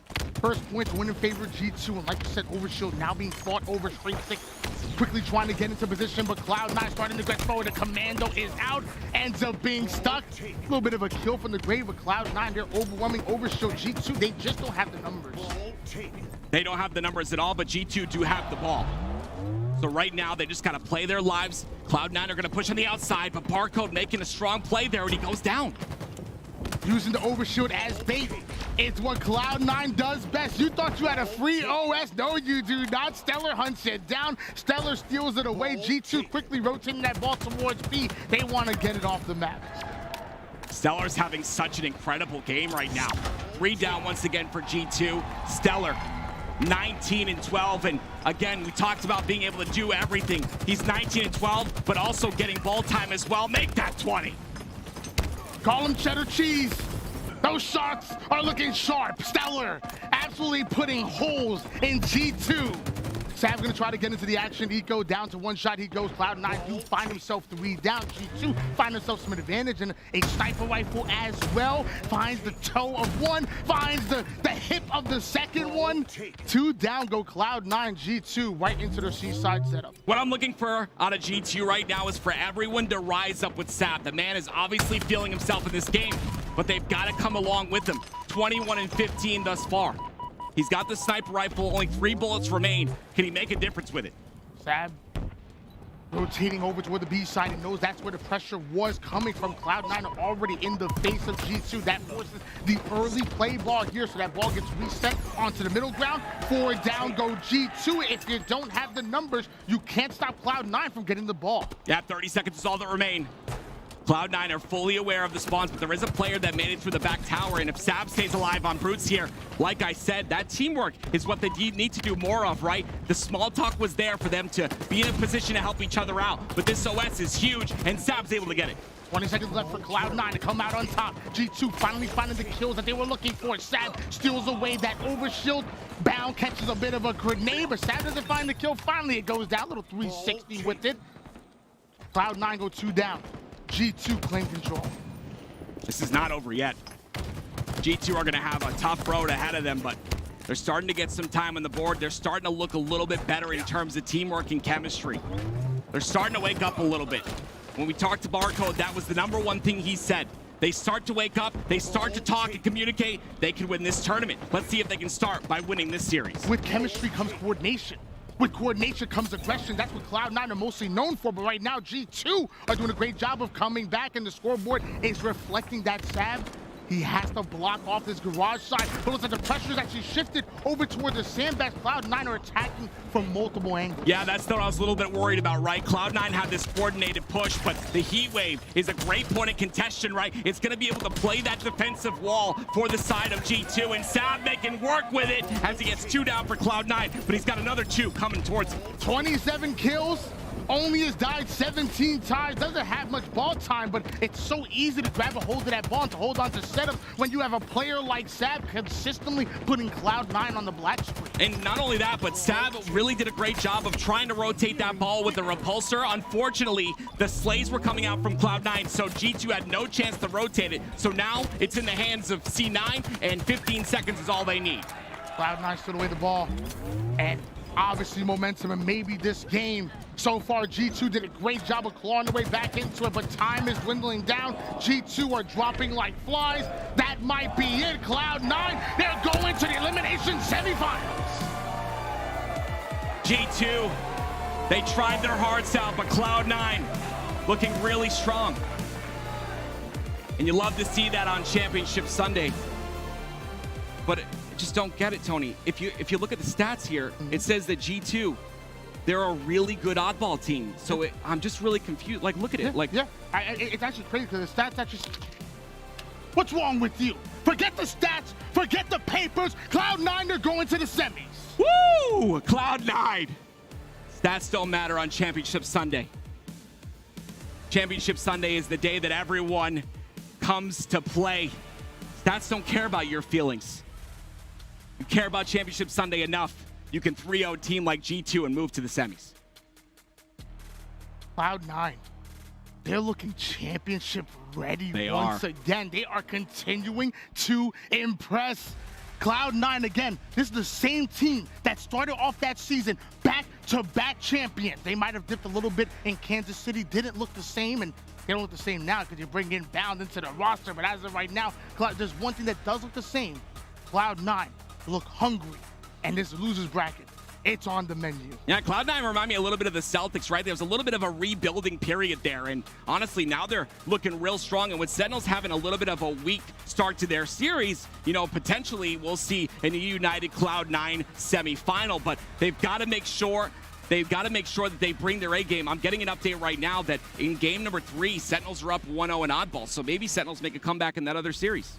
We're about to see a major upset if EUnited are able to take down Sentinels. Oh, man. Snipe down on loan to that EUnited squad, looking to prove himself once again. If he takes down Sentinels, this can be absolutely crazy. I would love to see it. Sentinels having a little bit of a rough Championship Sunday. I wanted to rename it to Championship Sunday, but they've got to come out to prove themselves here. What a great elimination bracket, though. So many teams really proving themselves. And, of course, for those of you guys that don't know, that elimination round number 3, everyone that advanced from that is going to be qualifying for Worlds. How many times have you heard Ryan say that Sentinels don't play the game right? From Halo 3 to Halo 5, even in Halo Infinite, that has been his narrative. If he's able to beat them in a head-to-head, I promise you, Ryan, he's going to talk his stuff. Absolutely, he will. And that's the drama that kind of excites me, right? It's like that 2007, 2008 type of vibe where players just, you know, they're very passionate and they show it on screen and those storylines are built. And that's what it's all about in Halo, is those storylines. We love to see those. And when you have drama and relationships like that and words said, just like Ryanoob had said, I mean that's big for the story of Halo, and I love it. I love it. And we want to see upsets. We want to see craziness. This is Championship Sunday. It's no time like the present. Guys, don't go anywhere. When we come back, we're going to have another elimination bracket matchup. We're going to find out who's going into the top 3, who's going to the elimination finals.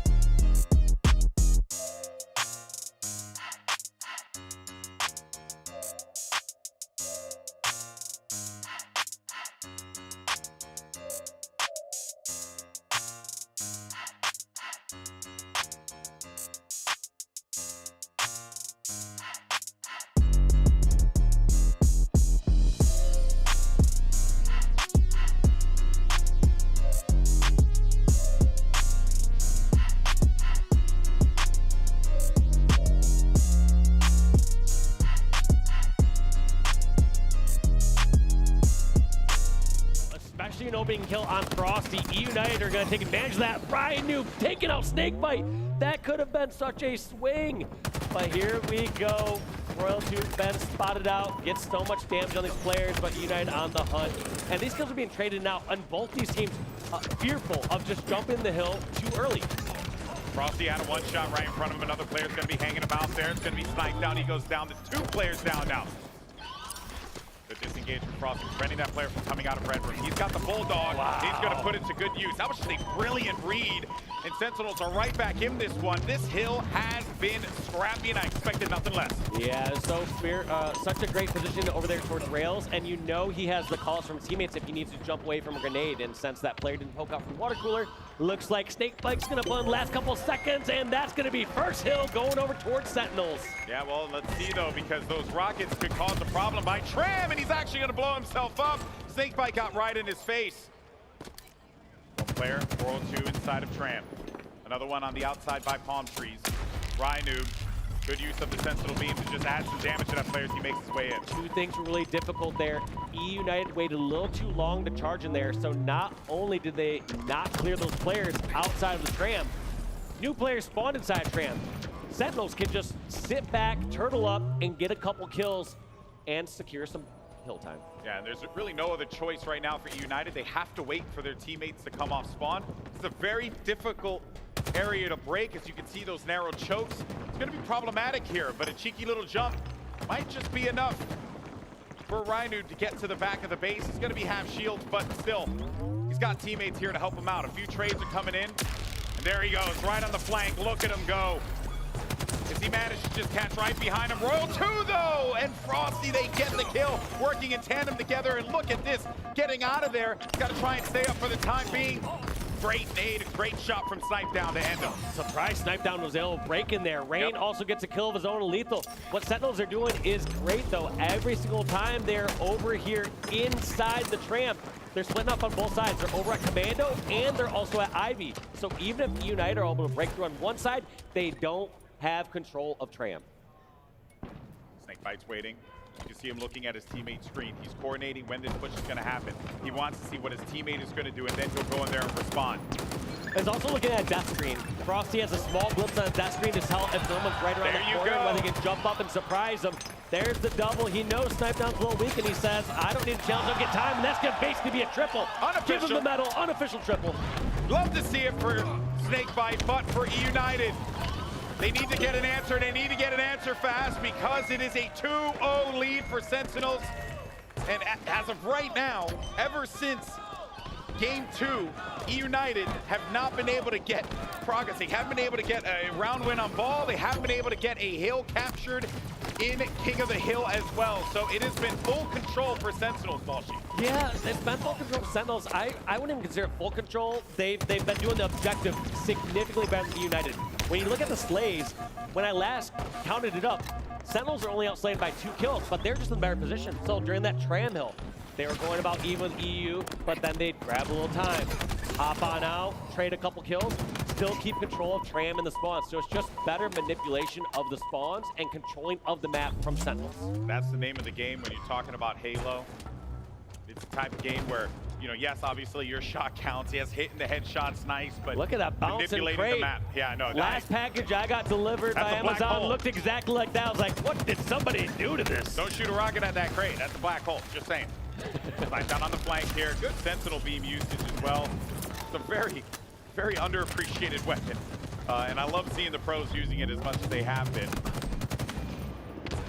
They'll try and take out that drop shield, but this hill is all but over. There you go. And almost kind of perfect timing. If you were going to hope for a new rotation, you'd rather have 3 fresh deaths. Look at that, still all 4 dead as the first points are going on the board for Sentinels. This is going to be tough here for EUnited. Do they decide to funnel straight out through the stairs, or do they try to take the long route towards B rails? They're going to need to look for that solution sooner rather than later. A decent amount of progress, and now they're going to bring this one over to Neon, and Rockets are going to be up for grabs. Such a great push there by EUnited. It was wise to take over B rails because as soon as you start to go out through the Tram courtyard or through the C stairs, if there's one player B rails, you cannot deal with that person until they over challenge. So that opened the window for EUnited to make this push. Dave, there are fresh rockets down on the hill. That was massive from Sentinels, and now they have the rockets that EUnited picked up and never got a chance to use. Best kind to get to. I hate when I go to the store and I get old rockets. I'm like, man, come on. How many days he's been out here? Said packaged on not fair. 9/17? What? They still have rockets from that long? Yeah, those rockets, I think one of them got used. Maybe it was just kind of a random explosion that happened, but regardless, that one rocket prevented that push, removed one player from the equation, and now Snakebite's just here by himself, holding this one down. No choice really for Snipedown to have to try and prevent this progress gain. Only a little bit left remaining here, and Sentinels can go up by 3, but they do not. As Lethal on the prowl. Locates one, looking for a double. He's got a teammate there for support. And they're going to be on the hill. Not just yet. Oh my God, Cassie clutches it. Even when he gets barely caught on that cafe corner, gets taken out, but the damage has been done getting that hill. That was actually looking scary for a bit because Sentinels getting outslayed during that period of time. And so there's an opportunity to fully set up there, especially if you get the opposing team spawning in Tram. Yeah, and then you're getting desperate. You're pushing in there 1 by 1. And then before you know it, well, EUnited would have been right back in this game. Wait but this is a great pincer. Waiting for Royal 2, and Royal 2 has the flank, takes out Suspector, takes out Ryan Noob, damage has been done, and this is going to be draining the clock.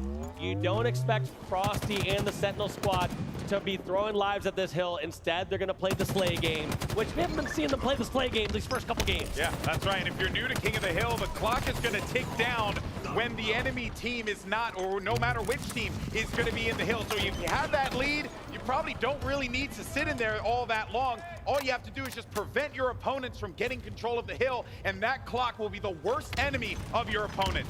And here it is, using those rockets, just getting slay after slay, padding them stats. We are going to be seeing Sentinels tying up this game and tying up this series. It's going to be 2-2 in about 5 seconds. Yeah, here we go. 2 seconds, and slide down inside of the hill one more time, but it doesn't matter because, ladies and gentlemen, we're going to a game 5. I think I've seen that guy be a fan of whoever's winning. I need to start making a bandwagon, hat or bandwagon t-shirt and just give them, because whoever wins, I think he was dealing for Quadrant at one time. I even saw him out there with a Cincinnati jersey. I mean, it's not a bad strategy. At some point, you're like, yeah, my team's 100% victory. Whatever team wins, I'm cheering. How do you think I've gotten this far, man? I just always pick the winning team, but man, oh man. And you know what? I mean, despite it all, you made a great point in that game, Dave. I made a lot of great points, but continue. Okay, you're very humble. About how, despite the fact that EUnited were slaying toe-to-toe with Sentinels, it really was the positional game that was just winning Sentinels those hills over and over and over again, because the slays don't look all that crazy like we saw in those previous matches. No, especially for that scoreline. I mean, 3-1 was quite dominant there in the King of the Hill match. Outside of that very first hill, which was kind of neck and neck for a moment, Sentinels were in the lead, in the driver's seat that entire game. Oh boy. Well, Sentinels really like to, lower the life expectancy for their fans, because they did this against G1, and now they're doing it here against Sentinel, or against EUnited, excuse me. But this was a brilliant game, just a great display from Sentinels, showing us why they are a team that, despite being down, they find the adversity to come back and pick up those critical wins. Yeah, you can never count Sentinels out. It was looking bad. It felt like, even though they were identifying previously the EU strategy, they were not applying the counter, whereas they have been doing nothing but perfectly applying the counter to this EU clumping strat. But you know what, though? I feel pretty good about EUnited's chances here on Catalyst Slayer. This is something that could work right up the alley of Ryan Noob. And Gaskin said it on the desk. He was like, this Catalyst game could be utter mayhem top to bottom with how these two teams play. It really will be chaotic. The only fear I have for EUnited is, outside of the bases themselves, you can't really successfully pull off this clump and charge through and get these players, because there are so many long hauls, so many long sight lines that these Sentinel players can really funnel these EUnited players through. So what I've been seeing, like I said, really successful for EUnited is them flying together as a small group and catching players who cannot run away. I feel like Catalyst is well primed for people to run away unless you have those extra angles across the map. So we're gonna have to see, does EUnited slightly shift their strategy? You can still do a little bit of a clump here and there. That's all right. You can have a couple people run through some halls. Get a little clumpy. But you need those anchors. You need those additional angles to really punish Sentinels. Well, taking a look here at the leaderboard for KD here in Orlando, and you recognize the name right there for EUnited. That's Snipe Down. He's been having one hell of a tournament.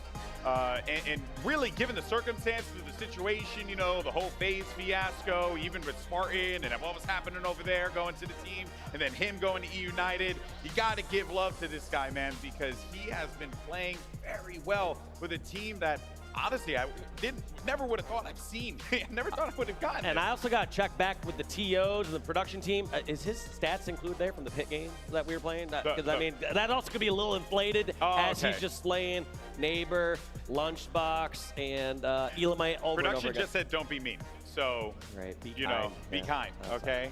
Because you were on that stage out there. You were I was quite destroying mean. though. I was crushing. Let's go. Oh my God, you were so. You know what, dude? It I'm happy doesn't for matter you. every single time. I have so much fun competing. My hands get sweaty. Yeah. I love it. I know, I did too, especially when I won in that big team battle game. That's just me though. That's Production says be kind. Production said be kind. You swine. Oh man. Players are resetting, and obviously they need to, because it all comes down to this for these two teams.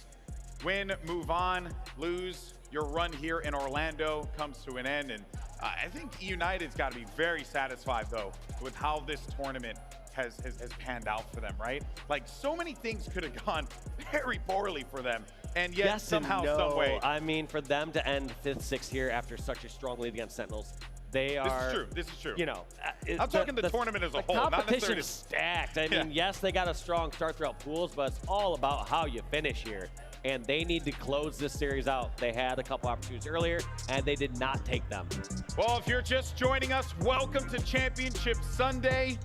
And it has been wild. We started things off with EUnited domination. They took 250 to 92 on Stronghold's recharge. Sentinels looked like they were just completely without answers. Just, you know, down the lake without a paddle. And then you go to Slayer Streets, and again it's EUnited, who are just in the driver's seat the entire time. But live fire oddball was when Sentinels started to come alive again. Full control, and even though it wasn't, you know, like the most dominating slaying performance like we saw in that first game, Sentinels don't need that. They just need to do the thing that brought them to the dance, and that's their superior teamwork. That's one of the reasons why they've won world championships. Absolutely. They have a great mental fortitude. They have uncanny ability to break down the opposing team's strategies, find out the counters as the match is going on, and I feel like they found that key. What I've seen these last couple games, they have been able to perfectly counter what EUnited is bringing to the table. Can they do it one last time? Can they put these Slayers on the board? Can they win another Game 5 Slayer and continue the Sentinel Sunday run? Yeah, again, it blows my mind that we're even in this spot to begin with. They literally just went through this against G1. So they've been in the trenches once before. Now they're going to have to do it again. EUnited, though, so poised and ready to go. You can see the captains all telling what they need to do here in this game. But folks, Orlando, a Game 5. It comes down to Slayer. Sentinels versus EUnited. And it couldn't have ended any other way. We've been lucky with some great games, Dave. I don't call it luck after so many times. You start to think of skill at some point, GB. Take no production team, and let's get into this game number 5. Kicking off Royal 2, and this is important. He sees 3 members clumped up, just all diving on the OS. It might seem like it's great here for United, but Sentinels are gonna have the superior position right here. In fact, that OS did not get activated. Frosty's dropping down. It's still there. It's still up. There are all the weapons down there. Ryan Noob's gonna be the next one here in this Fury of Death, and they don't know where it's at. It's on the other side of the map. Scan. Royal 2, gonna touch it. It's cursed though. Don't touch it. That's right. Throw it off the map. Throw it off the map. Save everyone from the The curse is like throwing the ring inside the volcano. Everyone's just gonna die as death and destruction for anyone touches that OS. Yes, that was a smart play. All the references aside, that was a brilliant play to just get that overshield out of there, because with the amount of resources that were being put toward that, you simply cannot give up the kills right now. Look at that check from Lethal. He has zero trust in any of these corners from these sneaky EUnited players. He goes all the way towards that back flag to see if anyone's slipping around. Here's the clump from EUnited, and who's gonna win this exchange? It looks like EUnited and Sentinels trade kill for kill. Frosty 1v1 against the Spectre. Gets a triple, and that's gonna be a 4-for-3 trade in favor of Sentinels. Frosty, the only one alive on the map. I mean, those players decided they just wanted to get together, put on their leather jackets, and meet in the streets. There. You know, they were ready for a dance-off. Meet us over at Ivy and let's settle this with our fists. And settle it, they certainly did. Frosty was going to be the one to benefit from that one, though. A 3-kill lead right now for the Sentinels. As again, another clump up here. 4 players from EUnited, all going to be gathered together. Thank you. That actually would have been nasty with the way that those players were grouped up. They're funneled through, but they're all clumped, and right there, Frosty realizes, hey, EUnited is too responsive where call it is. I know they got to be charging through. No one's going to be sneaky at this point. Don't need to check through the other corners. But here comes, runs right back into the clump, and can they finish Frosty? No, there are too many angles and sneaky ways you can take here on Catalyst. That's going to be one of the Achilles heels here for EUnited on this map. Whereas previously they could lock down these players with Sentinels. You can be a little too sneaky, and look at them just getting picked apart in inferior positioning. Sentinels off to a strong lead. Yeah, it just feels like EUnited, their only answer right now has just been get together, hold hands, and we'll figure it out later. And Sentinels have read that like an open book. They are commanding control of the map and not allowing EUnited to have any presence no matter where they go. Their only option is to do what they're doing right here. Just run and play together. Look at this, just running so scared. Power of front jump is not going to save you here. Quit holding hands and get some power positions. EUnited just always on the lower parts of the map or clumping up on one small quadrant. Frosty's able to get a double kill there. 18-9. What a lead for Sentinels. Just a complete understanding of how they wanted to execute on this. And I wonder what Rhino was telling his teammates. I wonder what was being said here. Look at this great positioning. He realized the player's going to go through here, and that's the counter to the clump. You stay at a strong power position well across, you lay down some shots, and you back away and keep your life. And now they're rewarded with the kill. They know the clump is no longer pushing as Frosty's checking all his angles, and the clump's just moving back to the other side. I love that this has literally just been a game of the clump, the EUnited clump. And they do get one kill, but here comes Frosty, and he kind of has a beat on where they are. You know, you didn't really see them commit on the left side of the map, so he knows that they're going to be lurking about. I mean, what I'm seeing here is Central and Disney GB is when you watch the Mighty Ducks, the Flying V worked in Mighty Ducks 1. However, in the Mighty Ducks 2, it got countered. You can't do the Flying V no more. No, the Flying V did not work in the second movie. They figured it out, Dave. And I think Sentinels have figured out EUnited. That was a killing frenzy for Frosty, who is just on a tear. But maybe a little skewer shot could be enough here. The Spectre gets the reload off. Waits for a challenge potentially. Overshield's going to be available. Look at this difference now. You're not seeing the same sort of clump from EUnited. You have a power position from the Spectre all the way across the map. You have somebody slipping down towards the center, trying to get the OS. Not successful for Rain, and has to back down. Maybe get that last one-shot kill. Does not work, though. So, Sentinels with a 10-kill comfortable lead. I do like the new positioning you have here for EUnited, but is it too late? Have they been figured out? Yeah, and that's going to be another overshield, right? They managed to get one before, and they dumped out the overshield previously. So no real work can be done with that power item. More slays coming through. Frosty knows that he can tank a few of these shots like a warrior in World of Warcraft or Paladin or whatever. I barely play that game. But the point is that Sentinels are just pushing them back. Slay after slay, and EUnited are just scraping away kills where they can find it. Yeah, this is just looking rough here. If you're an EUnited fan, you need to see them pick it up and pick it up now, and trades are not going to do the job. Sentinels closer to that 40 kill mark where you can really start to trade and close out the game. This is the unfortunate part about Catalyst as well, right? Because these spawns are going to happen. You're kind of stuck in your corridor, and then you have to look for where you can get a new angle, right? Even look at the small differences from Frosty. He realized that, all right, if he pokes around the corner, doesn't see any reaction just yet, he should be sprinting to help his teammate. Still does not see them. EUnited needs to leave an anchor at some point, and look at this, just running around the map. Not sure if these teams have, once again, GA'd running counterclockwise, but these teams are just going in a circle. Looks like EUnited actually able to pick off Lethal and Snakebite. That's a huge play, but where's the power position? How are you going to deal with Frosty here? Yeah. There's no easy route to get him. Exactly. He's in a really, really good spot. He can continue to just poke damage and keep them pinned in the corner. But for right now, though, a brief moment of respite. Ryanoob's going to break away from the clump, so he will be all right. Maybe he can go around and start to make some plays elsewhere, but he's got to find some targets. Frosty, though, still alive, still going to be a problem here as Ryanoop, he tried to break away to go up top to look for an angle, but could not find a soul. And here it goes again. EUnited gonna start to rotate around. They realize the push is coming. Barely misses that skewer, but that's all right. Frosty gonna be on the hunt once again.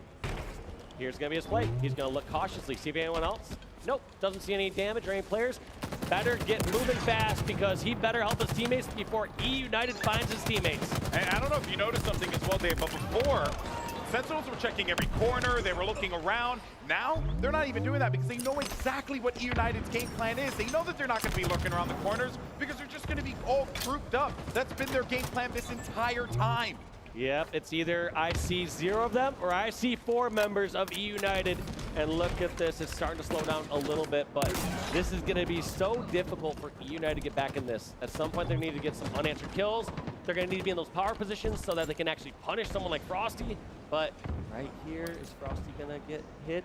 I like this cautious play, but misses the shot. Here comes the charge. Gets a repulse on the grenades, dodges it. Suspector takes out Frosty. Now can they use this opening and get a few more kills on Sentinels? I'm not seeing it. Frosty is just a one-man army with 18 kills and 4 deaths. He has been crushing it this game. It's been very fun to watch this matchup from Frosty's POV because he has really just been the one herding them right where they want him, into the loving hands of Sentinels. Another overshield grab here. Royal 2 is going to obtain possession of it, 10 kills away. And Dave, I can't believe that this is even a thing that has happened. That Sentinels managed to bring this one back after 2 very rocky games. Look at this style from Royal 2, and no, I'm not talking about his hoodie and his hat. That play with the grapple to get up top and prioritize that power position has been the key to victory here for Sentinels, and it just shows time and time again. Sentinels really just stuck, a bit clueless here on what they want to do. Every single time they get together, they try and break off, maybe look for an angle to catch members of Sentinels off guard. You got these guys just moving right behind him. Feels like deja vu, just looking at Frosty run through open hall again.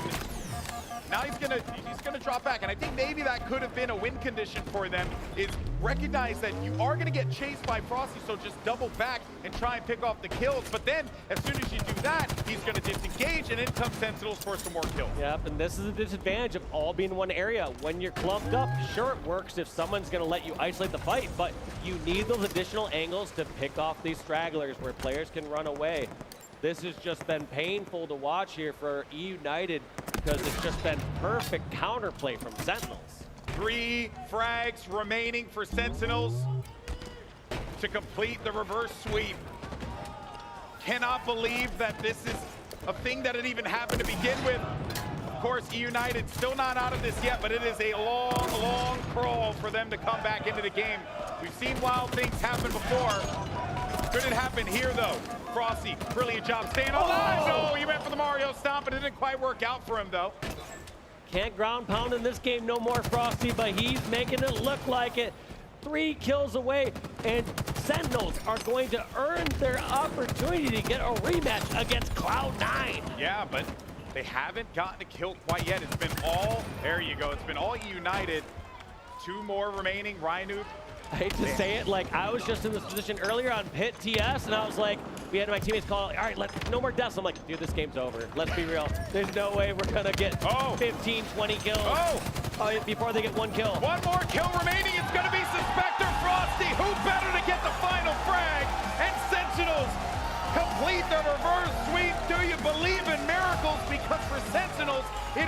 7 back-to-back Game 5s and a crushing defeat for EUnited, who played so damn well at the beginning of the series. But Sentinels are just built different. Just built different, just completely countered. I mean, it was painful there to just see that crumble in that fashion. Sentinels figuring them out, playing the better.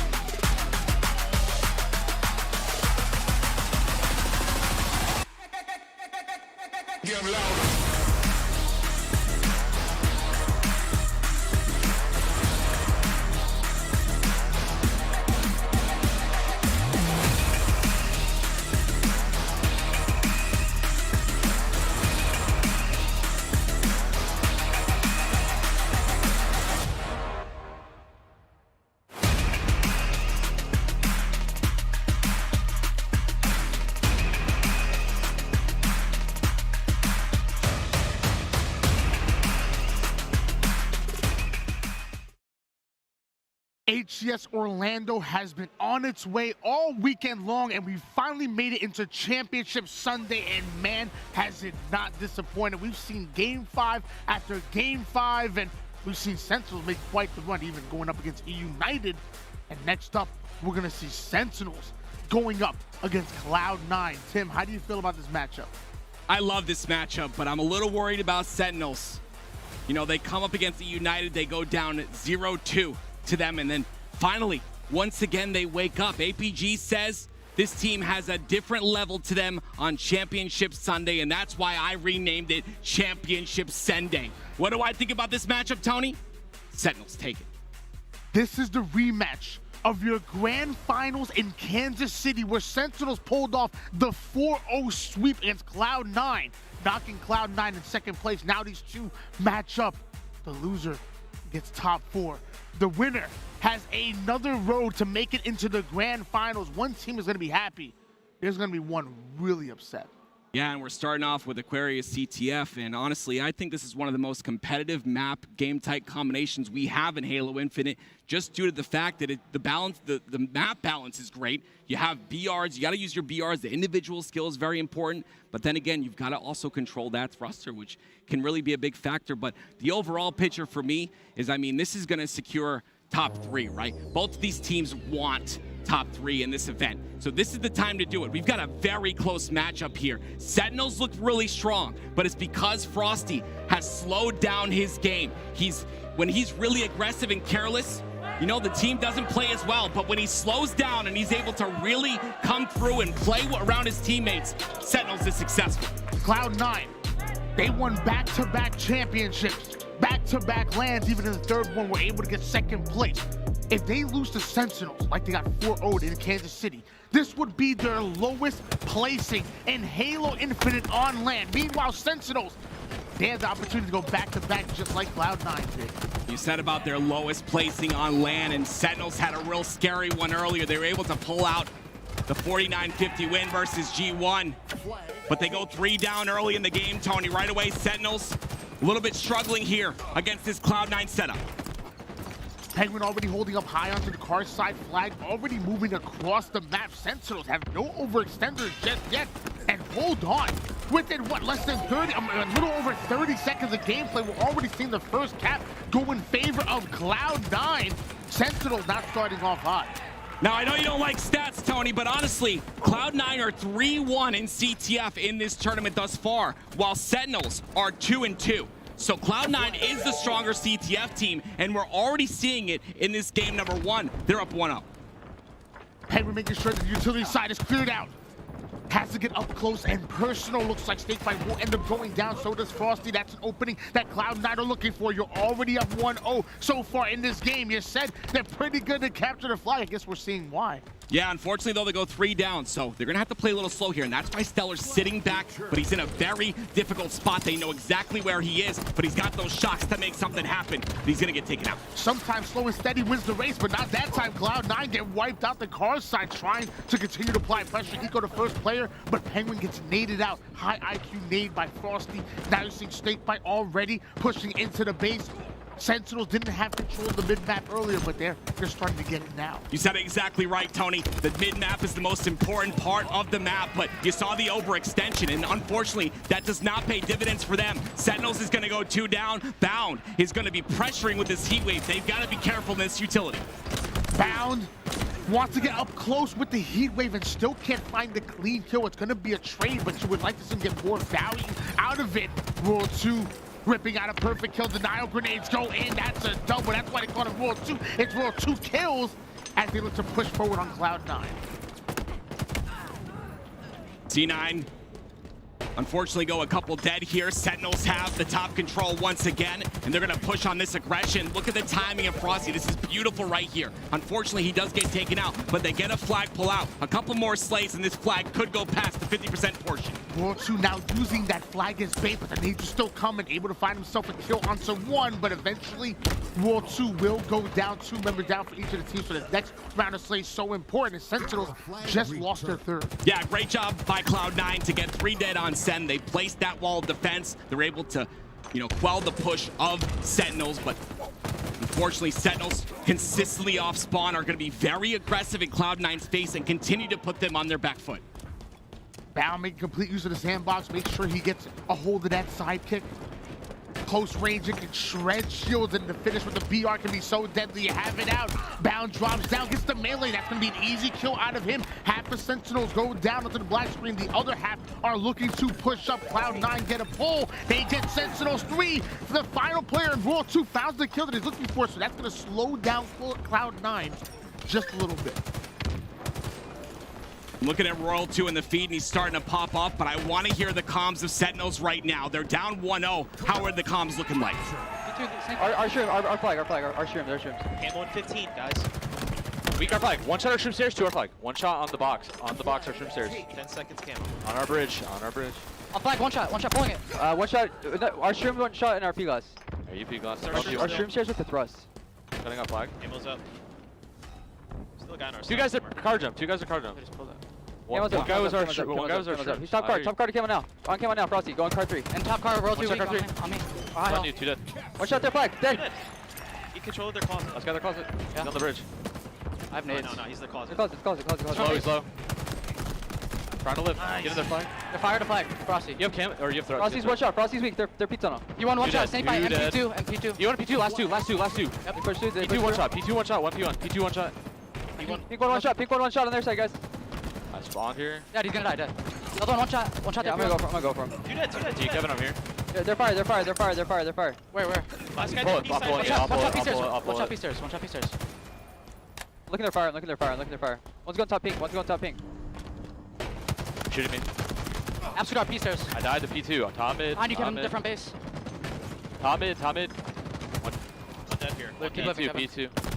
Got him. Nice. Two dead. One shot P2, our jump up. 3 dead. Nice. Shit. Bring it back. Make sure we bring it back. We're looking for one. Yep. It could be anywhere. Yeah.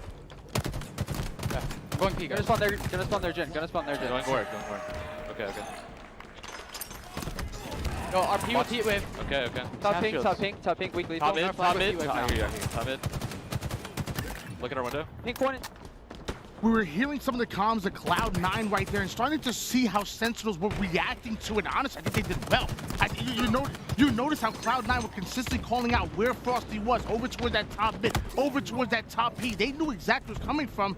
They just couldn't do anything about it. Yeah, and all the while we were listening to the communication of Cloud9, Sentinels did answer back with a cap, but Cloud9 had their 4th on the way.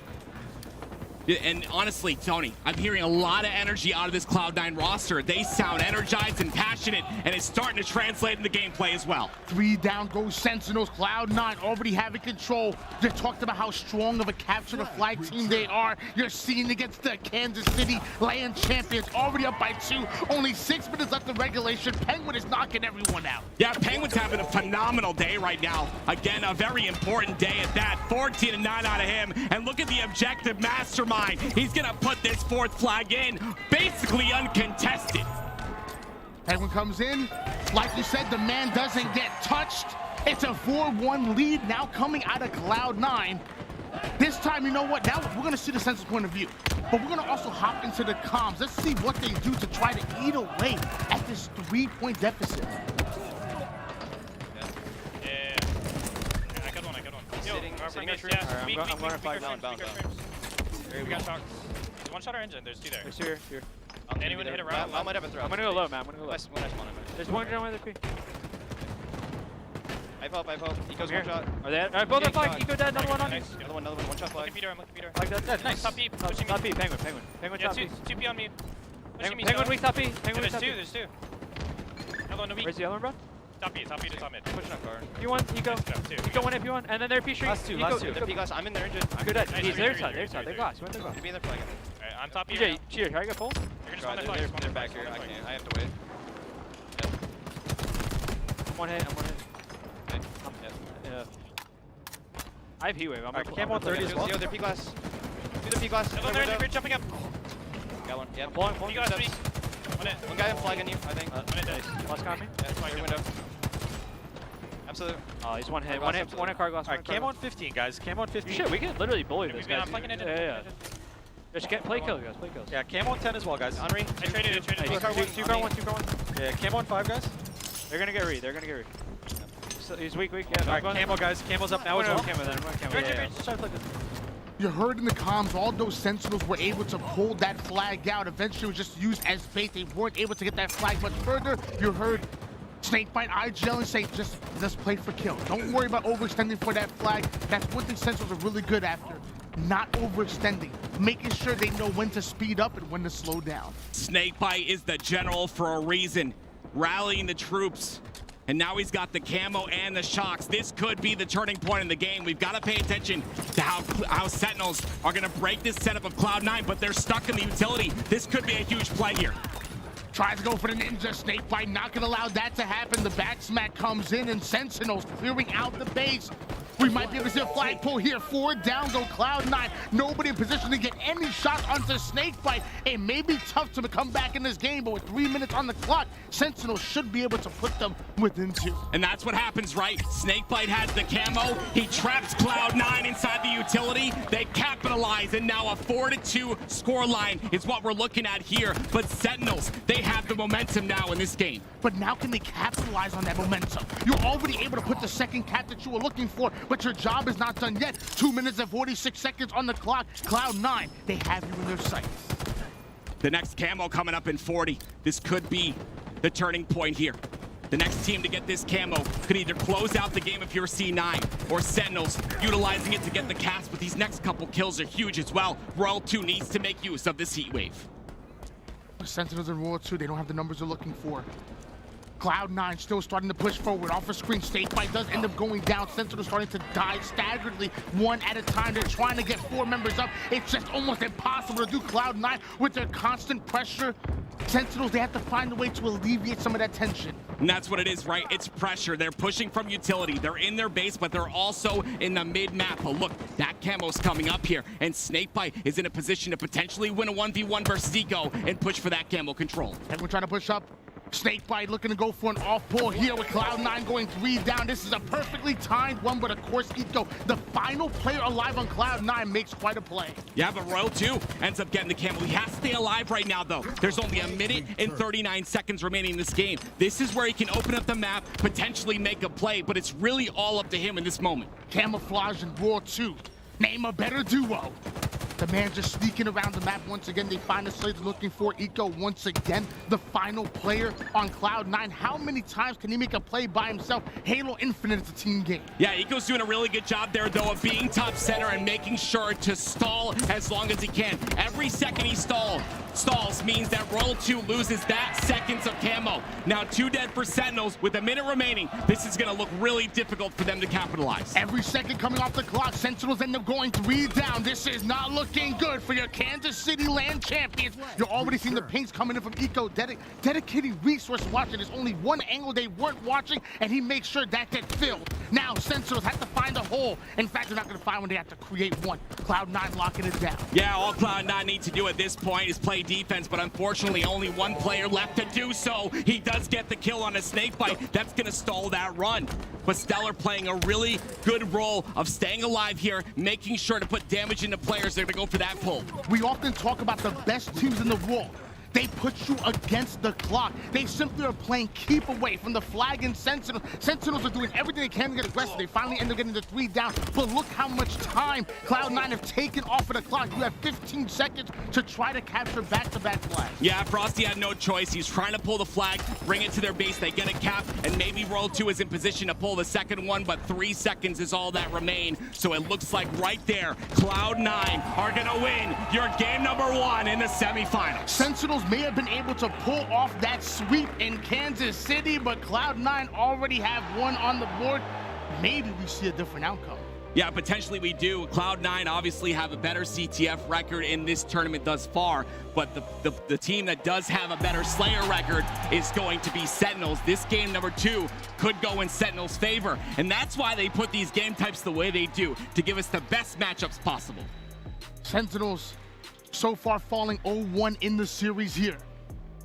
They've been starting off slow though. Even EUnited were able to pull off the first 2 on them. What does Sentinels do? They pull off the reverse sweep to get in this very position. Cloud9, you may be up 1 game, but that doesn't mean Sentinels are out of it just yet. That's the big thing for me, right? This team could be down 0-2, and I would still trust that Sentinels have a chance to bring this back. Let's take a look at the stats real quick. They paint a little bit of a picture, and it looks like that picture says the Penguins having an incredible game, 25-19. Again, he had a really slow day yesterday, but today, picking it up when it matters. Love the 25 kills out of Penguin, but also got to point out Stellar. 23 kills with 16 assists, a 7.3 KDA. That's my man, Stellar. Of course, that damage, though, Penguin, man. Hey, Penguin's having one heck of a late Sunday. I love the damage. It's so very important to pressure with that damage, but again, we got to talk about the Slayer here, right? At this point in time, Sentinels are 7-2 in Slayer. And again, they're revisiting this map. Guess who they just beat in this map just recently? It was an incredible series, but a game 5, they came out on top by a lot of kills. Sentinels are a good Catalyst Slayer team. Sentinels were able to take down EUnited in game 5 on this very map and game type combination. If there's any chance for them to come back and tie it up against a red-hot Cloud9, it might be right here, right now. You're seeing a 7-2 record out of Sentinels. Obviously, Cloud9 not far behind them with a 5-2, one of their better game types. Cloud9 going up against Sentinels. Loser ends up in top 4. Winner has one more chance to make it into the grand finals. Lots of implications on the line here. There is a lot on the line, and you know, I put a lot of faith in the Sentinels when there's a lot on the line. Those guys have a different level to them. APG said it himself. APG of Optic Gaming, he said on Championship Sunday, Sentinels, they have this level that you just don't see until it matters the most. We saw it against the EUnited, and I'm sure we're going to see it again here. But look, there's Penguin versus Frosty. Look at Penguin's KD so far. This is absolutely incredible. These are bracket stats. Look at him performing when it matters the most. And there's a reason we have both of these 2 players on screen when we're talking about going into a Slayer. Frosty was able to put in that 23 kill performance in that game number 5 that we were talking about before. Penguin, 16-9 the last time we saw him in a closeout Slayer. These 2 absolutely go at it. They've been stepping it up. And again, I have to point out, Penguin is the objective mastermind. He's the objective player of the team. He's not supposed to be slaying like that. Cloud9 versus Sentinels. Here we go. Game number 2. Cloud9 are up 1-0. Sentinels need to answer back, and it has to happen right now. Frosty already starting off with a big kill against his former teammate in Eco. Follows up with a double. The man about to start off with a triple. Luckily, of course, it's Penguin, the one that slows him down. Big kill out of Penguin to ice out Sentinels, but Sentinels still looking to get that map control. Cloud9 should be a little bit nervous here. A little bit of deja vu with Frosty. He feels out this map, and he starts to go on a tear, but we're on board with Eco. The player we talked about picking up that Slayer role just a bit, performing incredibly well in this bracket play. Can he continue to do so? Nobody able to get that mid-map control just yet. Both Sentinels and Cloud9 fighting for it. Frosty looking for an off angle. Nobody on Cloud9 actually is able to see him, so this is a really sneaky play by Frosty. Finally, Eco.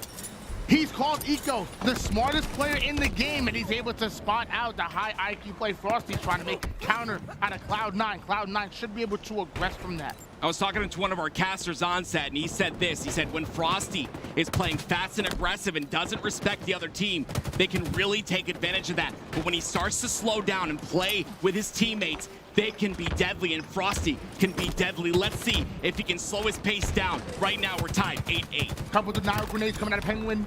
Follows it up with a big shot caller kill. The ping's in. The shots are coming. It looks like Cloud9 are able to put Sentinels 3 down, and with that, Cloud9 get himself a 3-kill lead.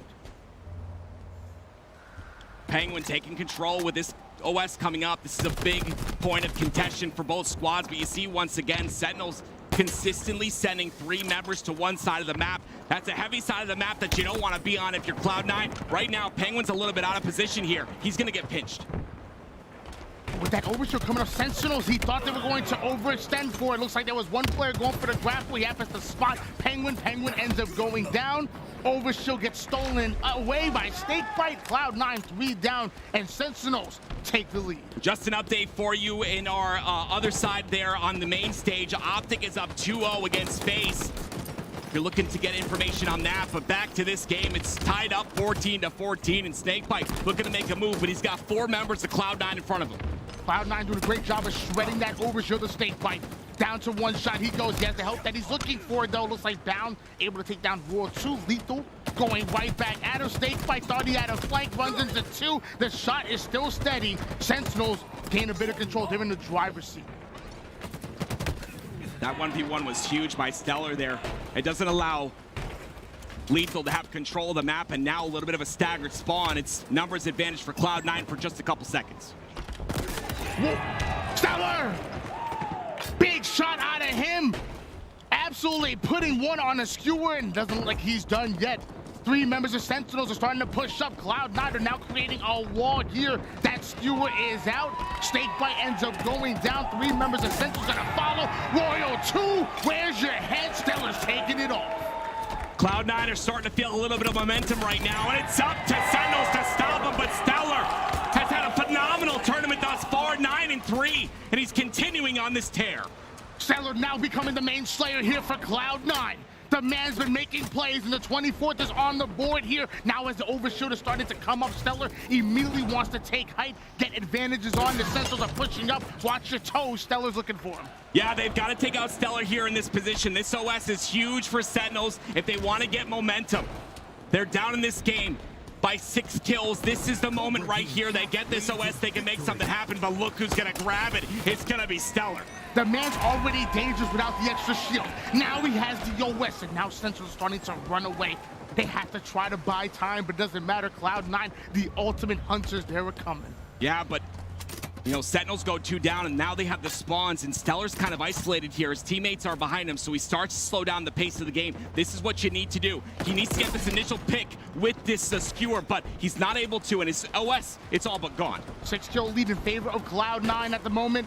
Sentinels trying to do everything they can to weather the storm, trying to slow down Cloud9, who are getting so aggressive. A 3-man push, stacking numbers. Now is Cloud9.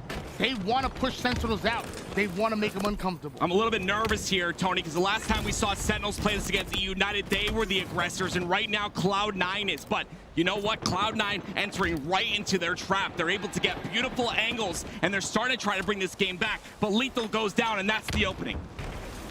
You can never count Sentinels out. You're seeing it right here, right now. Penguin now forced to back down, trying to play his life off a screen. Stellar finds himself a big kill onto Frosty.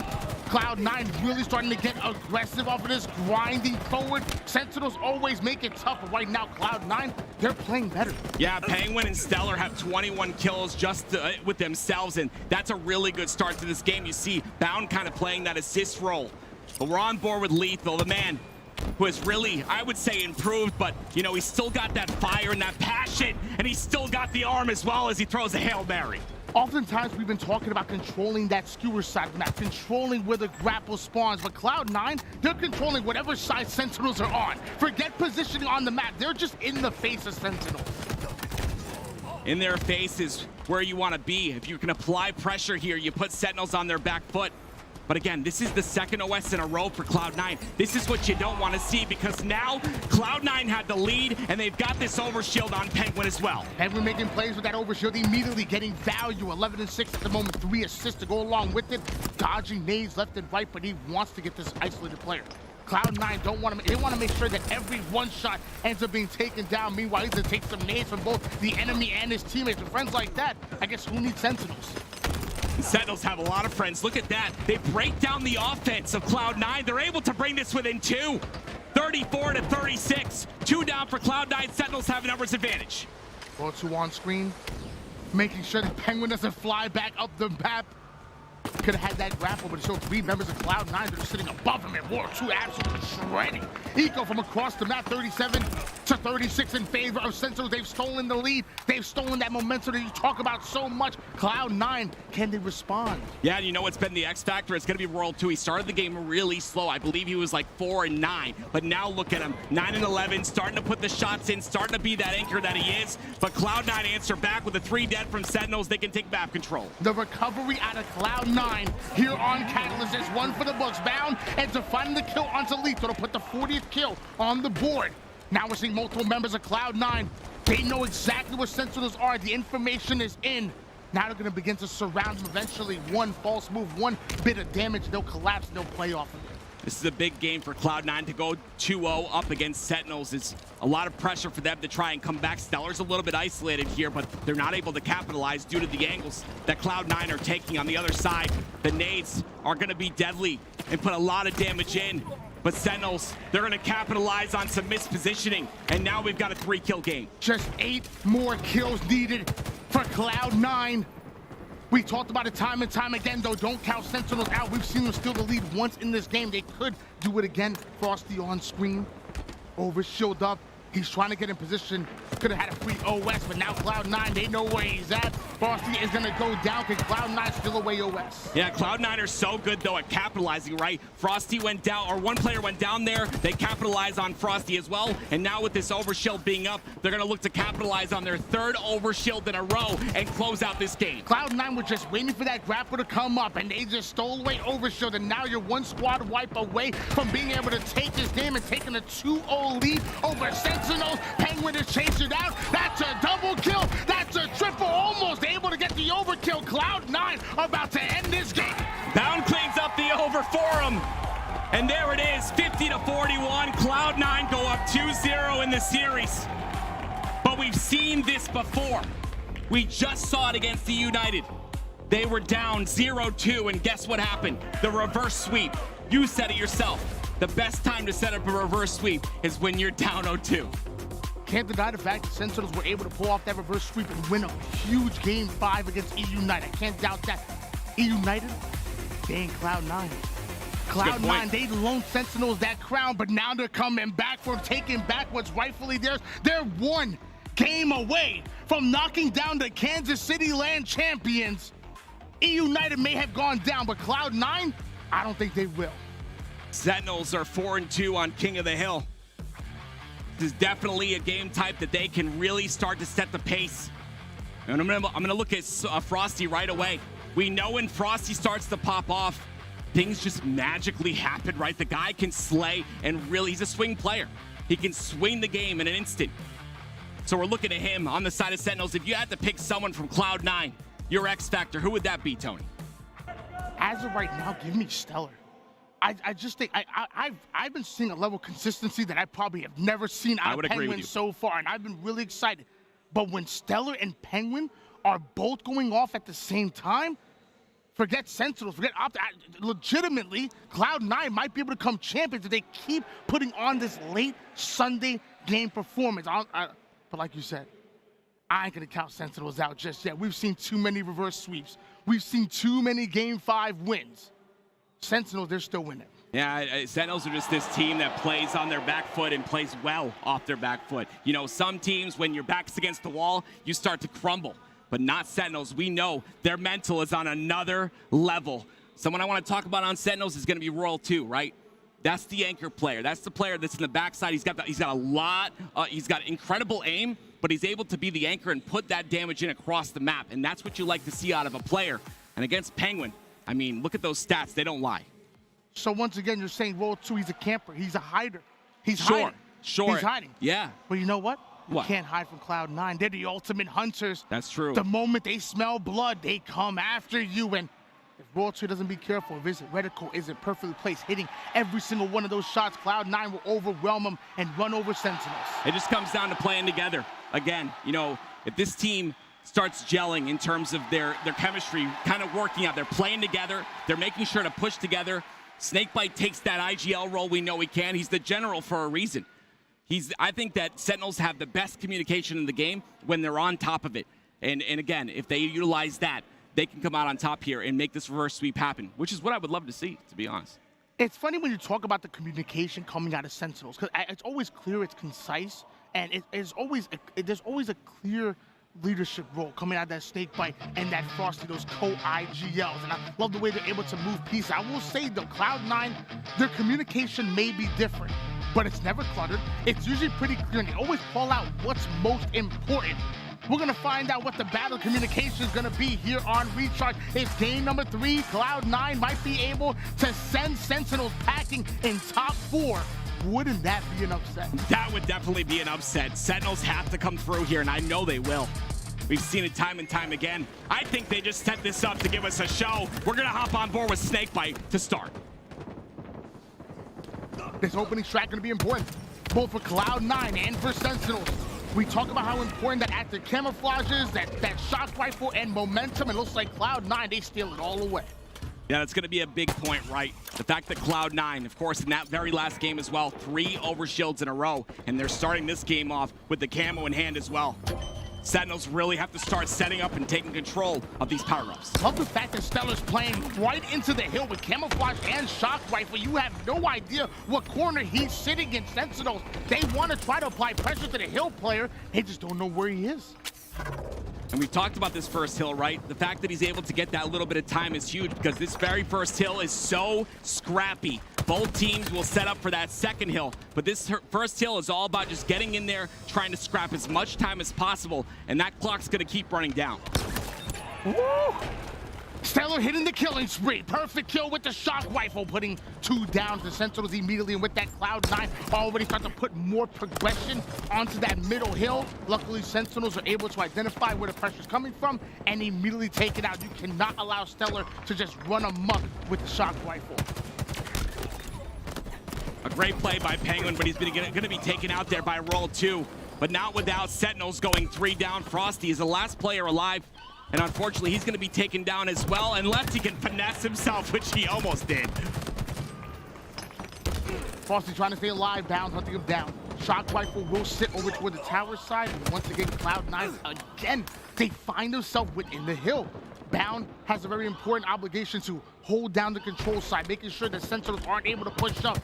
The rest of Cloud9 are watching the rest of the angles that are coming in, and now Penguin finds the first kill. Bound wants to get aggressive off of the numbers, gets himself a double kill. 3 down goes Sentinels. The first cap is going to Cloud9, 3 more, and Sentinels are going home. Yeah, that was a beautiful play, though, right there by Cloud9. They push back Frosty from that glass side, and they're able to really utilize that to get hill time and cap this first hill. And once again, Cloud9, they find themselves in another hill. Sentinels, you might have lost that first one, but you have to be set up for the next. Cloud9 are able to overwhelm them, able to already get halfway progress towards the second hill. Bound may not have any ammo, but all he has to do is just sit his big butt in the hill. Yeah, pretty much. He does go down there, so he will respawn with ammo, which is good. Hopefully. Of course, Lethal opts to leave that top out of control because he knows Sentinels do need to get in this hill. They need some time on the board.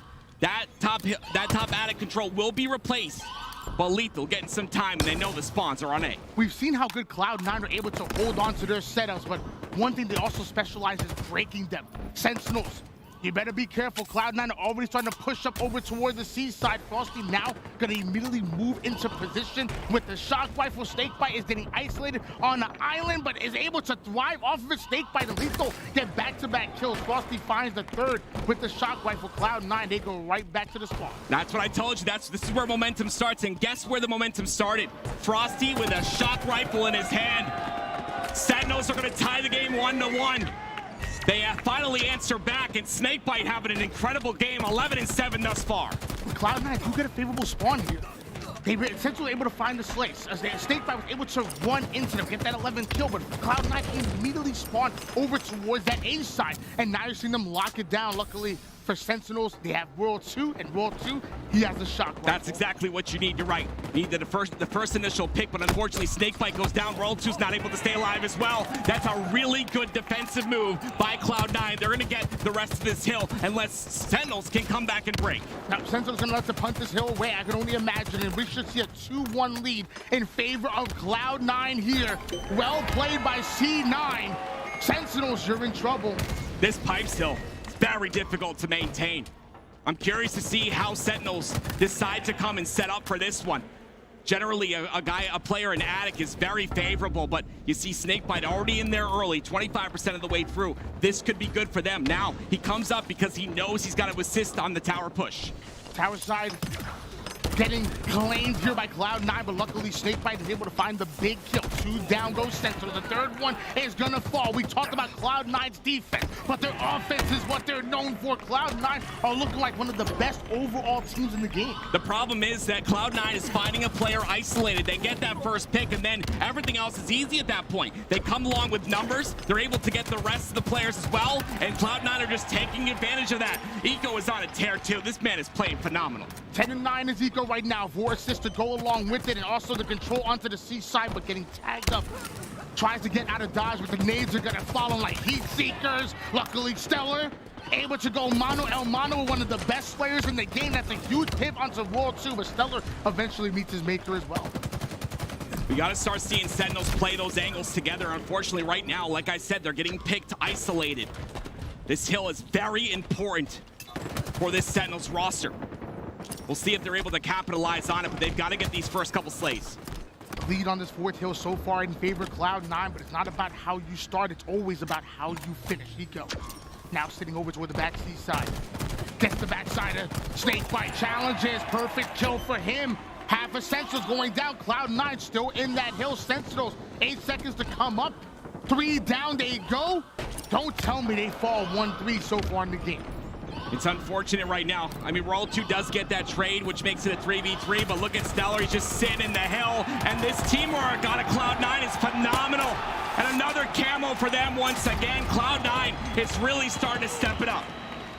Eco's able to steal away the camouflage with the grapple. Sentinel though setting up. Sadly, it looks like Eco was able to anticipate the play by Snakebite, making the trying to be a sneaky snake. World 2 getting in the hill, throwing grenades left and right, trying to spot out the camouflage player, but Eco refuses to let his presence be known. Lethal ends up going down. Cloud9, they're just a couple ticks away from taking the game. Yeah, once again, we see Lethal isolated there. He's able to put a little bit of damage into Eco, but he's not going to end up going down until just now. Sentinels do have the numbers here, but they keep getting traded out because they enter these fights and they don't have a numbers advantage, which means they take so much damage themselves, and Cloud9 just take full advantage. 3-1. Cloud9 looking to close this series out with this next hill. 3-1 lead so far for Cloud9. We're getting information from my man Clayton, producer. He says that Optic were able to get the win. That means FaZe are waiting in the elimination finals. If Sentinels don't be careful, they might be going home, and Cloud9 might be playing them next round. All it takes is one more cap. Snakebite having a phenomenal game. Frosty having a good game as well. I mean, everyone on this roster, there's no player that's playing so bad. It's not about that. It's about Cloud9 playing phenomenal right now. 16 and 10 out of bound. 13 and 12 out of Eco with so much damage being output. Sentinels need this answer right now. Cloud9 are already starting to play for that back A spawn. Luckily, Sentinels were able to find exactly where Cloud9 were pushing, able to deal with one. There's one more player on the low side, and while this happens, Sentinels are taking hill. World 2 just hiding in the corner. Look at the nuisance he's being. While one shot, able to stay alive for so long, eventually bound, uses the environment of remote detonation to finish World 2. That elevator can be such a nuisance. You can play your life so incredibly long there, but unfortunately Sentinels not really able to do so as they do go 3 dead. Sentinels have to pick it up right now. Sentinels know what's on the line here. Maybe back-to-back kills just to tie up the game. And that wouldn't get them a win in the series. That only gets them 1 on the board. Cloud9 literally have Sentinels on the ropes. They're moving forward. They're going for that knockout blow. 1 is all they need, Tony. Sentinels get this 1 map. It starts to spiral out of control. It's the point is that they need this 1 map. They need this map right now because they're down 1-3 with 1 minute and 30 seconds remaining. This next hill needs to be taken here, which means Sentinels have to start working together. And it's Lethal on the anchor side. Look at him. World 2 doing such a great job of anchoring this top A side of the map, and that's the side that you want when this hill is here. World 2 denying access to all of Cloud9 with just a BR and a repulsor. Cloud9, they have maybe one, maybe two more pushes to stop them, but World 2 is taking them down. This is what I'm talking about. This is what Sentinels does so well. Look, they've got this setup down on lock, and it's Royal 2 who's holding it on A side, doing such a good job. The wall of defense is so strong by Sentinels. This is how they have to play if they want to come back. I just point out, we talking about Royal 2, but we got to talk about the duo. Snakebite 21 kills right now as well. Royal 2 have been holding on to this tower side for so long. He's winning every single gunfight, but clearly Snakebite's doing the same. 21 kills, that ain't bad. I'm telling you, we're going to see a comeback here. I can just see the pep and the step of this Sentinels roster. They're starting to win their 1v1 pips. They've got to get this next camo if they want to step it up and get this hill. I didn't know you could see pep.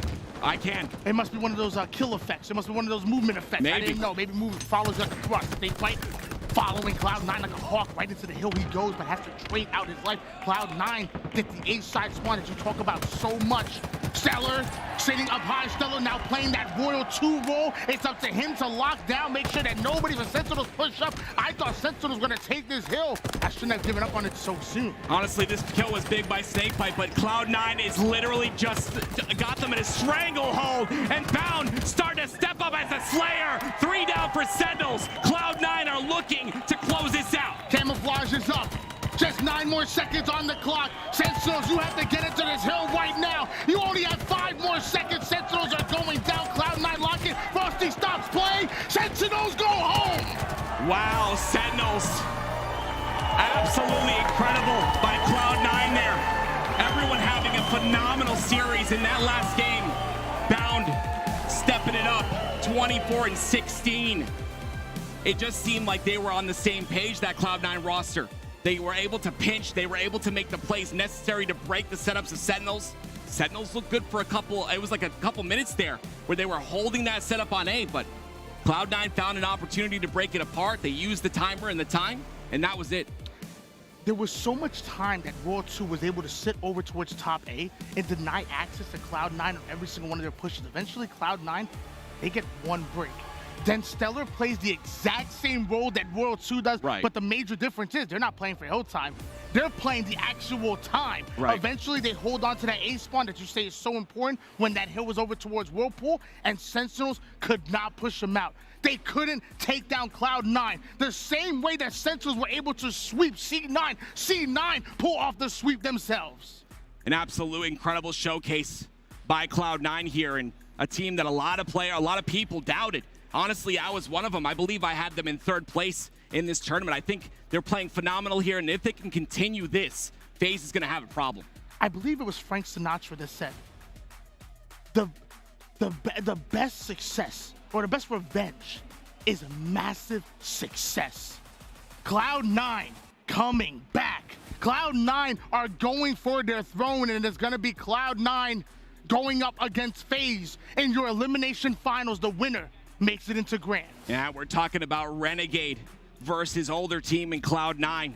He's got something to prove with this series, and he wants to do it right now. It's going to be a crazy one, but it's really crazy to see Sentinels not in that elimination final, not in that winner's bracket final. They played incredibly, but unfortunately, the cohesion just wasn't there at the end. I know you believe in the Sentinels roster. You actually had Sentinels winning this entire tournament. I think did. Many people were with you on that one. We had Sentinels as the favorites. In my opinion, I would say Cloud9 pull off this upset. And Bound been looking great. Stellar was absolutely phenomenal. Penguin showed a level of a consistency that Cloud9 needed. Everyone having to step up for C9. Good for them. Yeah, Friday's an important day, Saturday's an important day, but the most important day is today. And honestly, Cloud9 have come to play. And everyone, like I said, has been doubting this roster. But they come to play, they prove everyone wrong, and now they're in the elimination finals versus FaZe. And if they continue this momentum, FaZe needs to be careful, because this is a powerful Cloud9 roster. Well, guys, it's going to be the final time that you see us on camera. Tim, Man, it was an absolute pleasure. First time casting so far in HCS. We're going to be moving on to the Alpha stream from now on, but let me know how your first time casting a major HCS event went. Go ahead, the floor is yours. I'm going to try not to get emotional. It's been incredible. This has been an incredible opportunity, and I thank you to everyone that's been watching. I see a lot of kind words out there, and I do appreciate that. I'm going to continue getting better. And, of course, a thank you to the HCS production team in my ear. And, of course, everyone in the green room. All the talent has been so welcoming. This is the best green room in esports, period. And Halo is the best game in esports as well. I can't wait to see where Halo goes. And I'm going to be right here the entire time. Ladies and gentlemen, that's the Bravo stream. We're signing out here. We'll see you over towards the Alpha because there's only 2 more matches, elimination finals and grand finals. Who's taking the tournament? Have a good one, guys.